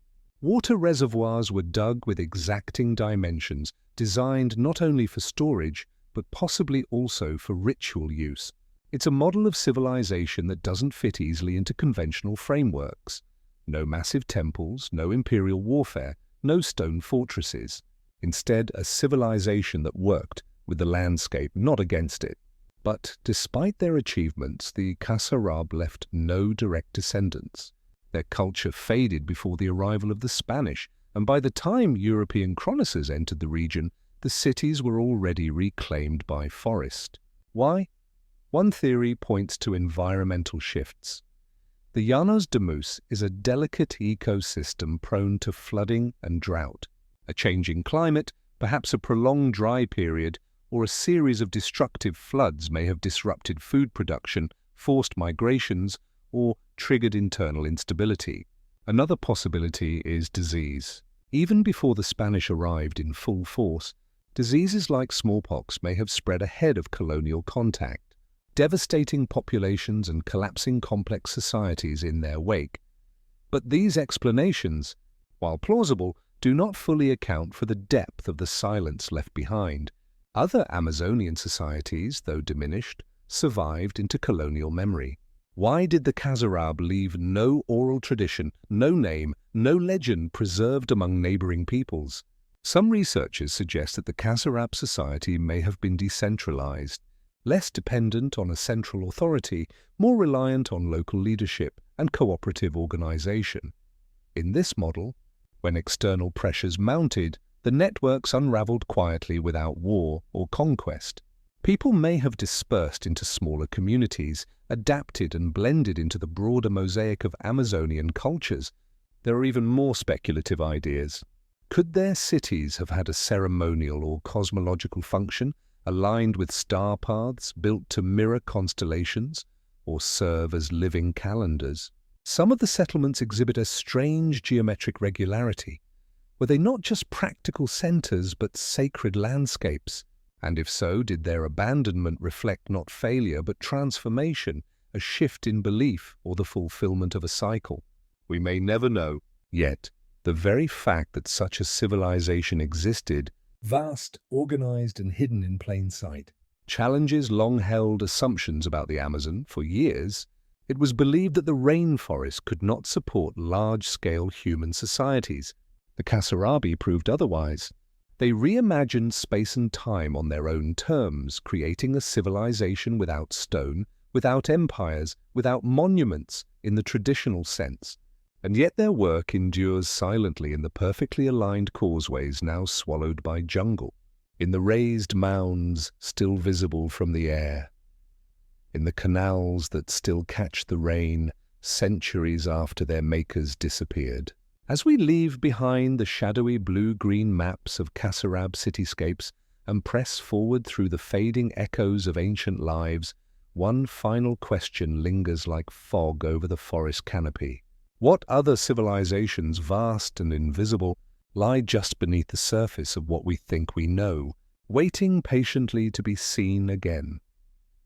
In the rolling hills of Gangju, South Korea, royal tombs rise like sleeping giants, green mounds beneath which gold crowns, jade ornaments, and ancient scrolls have lain undisturbed for centuries. These are the burial sites of Silla, one of the longest-lasting dynasties in East Asia. And beneath these quiet, grassy domes rests not just royalty, but the echoes of a society governed by one of the most rigid and mysterious social hierarchies ever devised.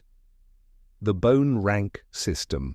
To the untrained eye, the artifacts of Silla, delicate earrings, golden belts, elaborately curved swords, speak of splendor and ceremony. But beneath the surface of these luxuries was a system so strictly defined that one's status, marriage, clothing, career, and even architectural choices were determined not by wealth or merit, but by blood. The bone rank system divided Silla society into hereditary strata, deeply ingrained and unyielding. At the top was sacred bone, a status so rare that only a handful of individuals ever held it at any given time. Below them, the true bone rank included aristocratic families eligible for high office and royal marriage. Beneath that were the head ranks numbered 6 through 1, each with its own rights, restrictions and limitations.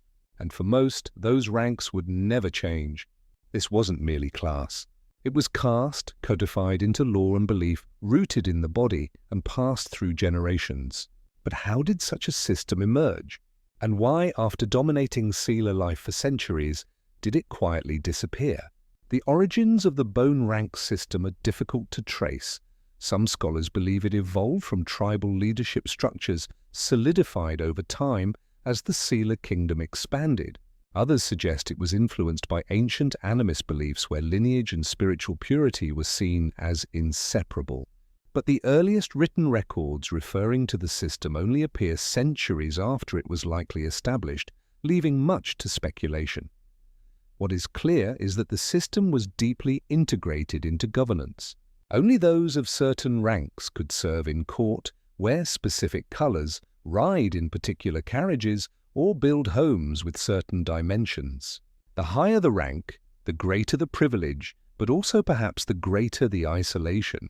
Royal succession, too, was dictated by bone rank. A king could only be chosen from sacred or true bone lineages, which often led to political deadlock. If no eligible candidate existed, succession crisis followed. and as Sila expanded and absorbed neighboring territories like Baya and Goryeo, integrating new elites into this rigid structure proved increasingly difficult. One of the strangest aspects of the system is how little resistance to it is recorded. Did the people of Sila accept this hierarchy as divine order? Did it provide stability or suffocation? Some theorists suggest that the bone rank system's endurance may have rested not on fear or force, but on a shared cosmology, a worldview in which social order mirrored celestial order. To be born into a rank was to inherit a role, a position in a cosmic framework. Change, rebellion, or ambition beyond one's rank would have been seen not just as disloyalty, but as a violation of harmony. And yet, for all its longevity, the system eventually faded. By the late 9th century, cracks were beginning to show.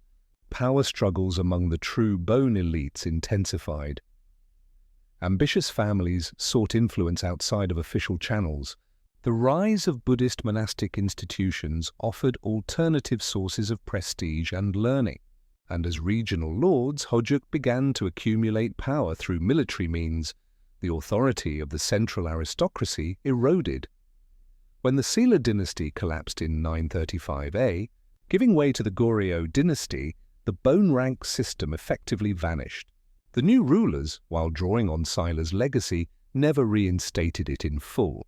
The once all-encompassing structure simply ended. Why? Some historians argue that the system, while effective in its time, became a victim of its own rigidity. As social mobility became essential in a rapidly changing world, the inflexible hierarchy of bone ranks could no longer meet the demands of governance, military leadership, or diplomacy. Others believe that internal contradictions, such as the lack of eligible successors or the exclusion of talented individuals, gradually undermined the state from within. More speculative voices have questioned whether the system was ever as absolute as later records describe. Could it have been more fluid in practice, a symbolic code rather than a strict social prison? Or did its disappearance reflect not failure but evolution, a transition from metaphysical hierarchy to administrative pragmatism? Even today, the full mechanics of the bone rank system remain only partially understood. Archaeologists continue to near tombs, analyzing burial goods and skeletal remains in search of patterns, trying to match rank with artifact, lineage with power. Some tombs are lavish, filled with imported goods and intricate jewelry. Others are more modest, yet show traces of ritual significance. What did these differences mean, and who decided? There are no surviving documents from Silla that define the rules in full. The system's boundaries, criteria, and even terminology are reconstructed from later texts, compiled centuries after Sila's fall.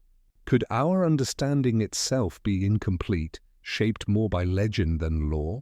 As we turn from the grassy tombs of Gyeongju and continue through the long shadows of forgotten civilizations, one quiet question remains.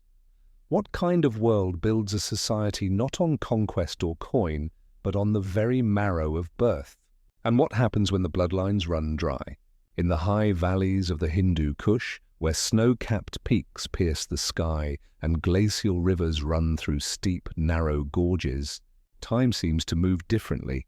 The wind carries voices from distant ages. Wooden shrines carved with animal motifs and crowned with goat horns stand quietly in stone-walled villages. Here in the remote reaches of what is now northern Pakistan lie the Kalashia people, keepers of an ancient tradition, guardians of a story that reaches back to a forgotten kingdom whose name, if it ever had one, is no longer known.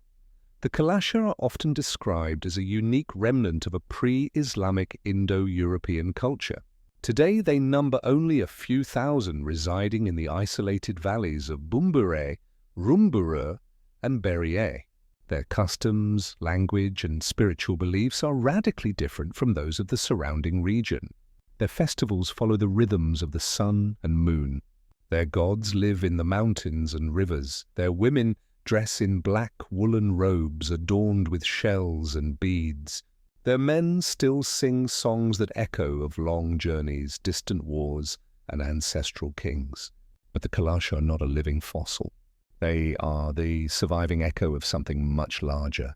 Something once powerful, once sovereign, a kingdom perhaps, high in the mountains, lost to time. What happened to it?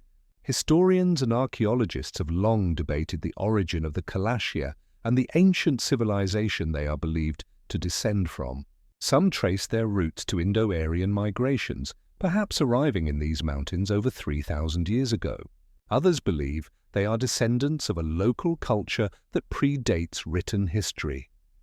A people whose beliefs, language, and mythology reflect the Indo-Iranian world in its earliest form. Still others suggest a connection to the armies of Alexander the Great. The Kalashia themselves have stories of fair-skinned ancestors, warrior lineages, and foreign blood. Could remnants of the Macedonian army have stayed behind, founding a hybrid kingdom in these inaccessible valleys? While the Greek theory has been largely set aside by modern scholars, it persists in part because so much remains unknown. Genetic studies show the Kalashia are distinct from their neighbors, though not of pure European origin.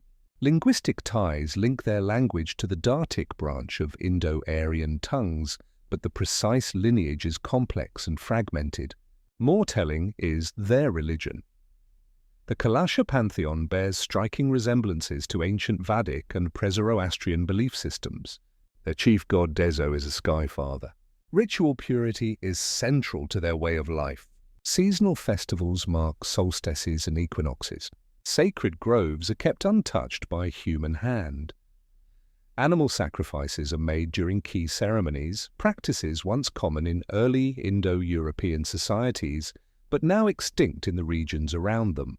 Such cultural preservation suggests that the Kalashia did not simply wander into these valleys. They may have once ruled them. Scattered archaeological remains, stone fortresses on inaccessible cliffs, ancient trails, and ruins of watchtowers hint at a more expansive past. Oral histories speak of lost valleys, forgotten allies, and wars with distant empires. Could the Kalashia be the last survivors of a highland kingdom that once extended far beyond their current borders? If so, what caused its fall? One possibility is geographic isolation itself. As trade routes shifted and empires grew to the south and west, the mountain kingdoms of the Hindu Kush may have been cut off economically, politically, and culturally. Small local powers collapsed into fragmented communities. The lowland civilizations wrote their histories. The highland ones were forgotten. Another theory points to pressure from surrounding powers. Over centuries, waves of invaders moved through this region. Persians, Greeks, Scythians, Kushans, Turks, and Mongols. Each brought new faiths, new rulers, and new demands. Perhaps the ancient Kalashia kingdom resisted too long, and when it finally fell, its memory was erased, intentionally or otherwise. Others suggest that natural disaster may have played a role. Earthquakes, floods, or glacial shifts could have wiped out key settlements, forcing survivors to retreat deeper into the mountains, cut off from one another. Once unified tribes may have splintered into isolated valley communities, preserving fragments of a much older whole. More speculative voices have asked if the Kalashia kingdom was never meant to last, not as a political power but as a spiritual refuge, a place built to remain hidden, deliberately remote. A people who chose seclusion over conquest, who measured greatness not in cities or armies, but in ritual and continuity. Whatever the truth, the ancient Kalasha kingdom, if it existed, left few physical traces, no grand temples, no royal tombs, no written records. And yet its presence lingers in the chants sung under starlight, in the wooden effigies carved for forgotten deities, in the rhythm of drums during solstice festivals that predate the monsoon calendars of the valleys below. And so the Kalasha remain fragile, proud, and enduring. A living mystery nestled in the folds of the Hindu Kush, the last voice, perhaps, of a vanished world that once spoke across the mountains with clarity and power. As we turn from these narrow, stone-lined paths and continue our search for civilizations lost to silence, One question remains like a fading echo among the peaks. If the Kalashia are the last light of an ancient kingdom, what deeper fire once burned? And why did the world allow it to go dark? Along the banks of the Nile, carved into temple walls and faded limestone reliefs, is the story of a land both exotic and elusive. A place ancient Egyptians called Taneta, the land of the gods. There, incense trees bloomed in sacred groves. Strange animals wandered shaded glades, and gold, ebony, and aromatic resins flowed from distant shores into the temples of Thebes and Karnak. This was Punt, a kingdom whispered about in hieroglyphs depicted in meticulous murals, but never found. A land once real, now lost in time. The earliest references to Punt appear during Egypt's 5th dynasty around 2500 BC. Egyptian texts describe it as a partner in trade, not a rival in war. Expeditions were launched by pharaohs and their priesthoods not to conquer, but to acquire myrrh, frankincense, electrum, leopard skins, baboons, and even live trees to be replanted in temple gardens. In the reign of Queen Hatshepsut, an expedition to Punt was so celebrated that it was immortalized in stone at her mortuary temple in Deir el-Bahi. On those walls the scenes are vivid. Ships laden with cargo, delegates greeted by Puntite rulers, a queen with distinctive features, and houses on stilts. Shaded by palm trees, the imagery is rich, and yet the land itself remains unfound. Where was Punt? Scholars have proposed many theories. Some place it along the Horn of Africa, modern-day Eritrea or Somalia, citing botanical matches, animal distributions, and linguistic clues. Others point to southern Arabia, where frankincense trees still grow and trade routes once flourished. A few even suggest Nubia or Sudan, but there is no consensus. The geography of Punt is a shifting shadow, its location buried beneath layers of trade, memory, and time. Why did such an important trading partner, one that Egyptian priests considered sacred, disappear so completely? One possibility is that Punt was never a single kingdom, but rather a confederation of coastal polities united only in Egyptian imagination. In this view, Punt's disappearance is not a collapse but a gradual fading as independent ports declined, trade shifted northward, and Egypt turned its attention to other regions. Without monumental cities or enduring stone architecture, Punt may have simply slipped beneath the waves of history, absorbed into new cultures, renamed by new rulers. Others proposed that Punt's fall was tied to climate, shifts in monsoon patterns, the desiccation of once fertile lands, or rising sea levels may have disrupted its agricultural base and seaborne trade. In regions where survival depended on delicate environmental balance, even minor changes could dismantle economies and scatter populations. And yet deeper mysteries remain. Why are there no surviving Puntite texts? No stele, no inscriptions, no burial mounds proclaiming the names of kings. If Punt was wealthy enough to trade with one of the world's most powerful empires, where is its own legacy? Was it a literate society whose records were destroyed, or was writing never part of its tradition? Some archaeologists believe remnants of Punt may already have been discovered but remain unrecognized.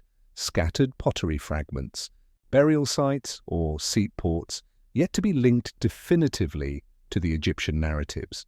Excavations along the Red Sea coast and interior highlands continue to offer tantalizing glimpses, incense altars, obsidian tools, ancient harbor walls, but none bear the unmistakable signature.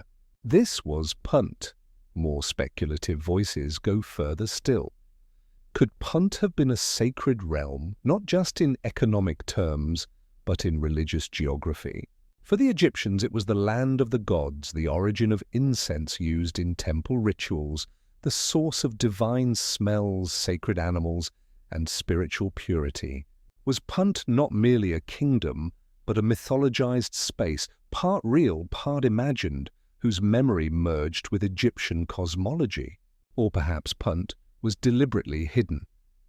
A few theorists have suggested that the secrecy surrounding Punt was intentional, that Egypt, valuing its rare and sacred imports, obscured the location to prevent rivals from reaching it. In this reading, the absence of Punt in other ancient records is not coincidence, but strategy, a veil drawn across a treasured route. Even the images at Deir el-Bahari offer clues and contradictions. The depiction of the Punit queen, notably different in appearance, has led to endless debate. Was she simply shown with artistic exaggeration, or do her features reflect a specific ethnic group? Do the houses on stilts reflect a coastal swamp or a symbolic realm beyond the known world? Still, for all the theories, the truth remains buried. Pun, if it existed as a centralized state, may have been lost not to war or disaster, but to obscurity. A place of trees, scents, and wind-borne sails, preserved not in ruins but in memory. Its name survived through the Egyptians alone. And when the Nile's power waned, so too did the world's last link to Punt. Today we search not for a city, but for a silence. We follow trade winds and temple carvings. We trace routes through deserts and across seas. And we listen to the absence, to the mystery, to the places where the maps still say unknown. As we move on from the sacred ships of Deir el-Bahari and the incense-laden wind of forgotten voyages, one final question rises like smoke from a distant altar. If Punt was real and the Egyptians knew its ports and palaces, how could a kingdom so cherished by gods disappear without a single word of its phone?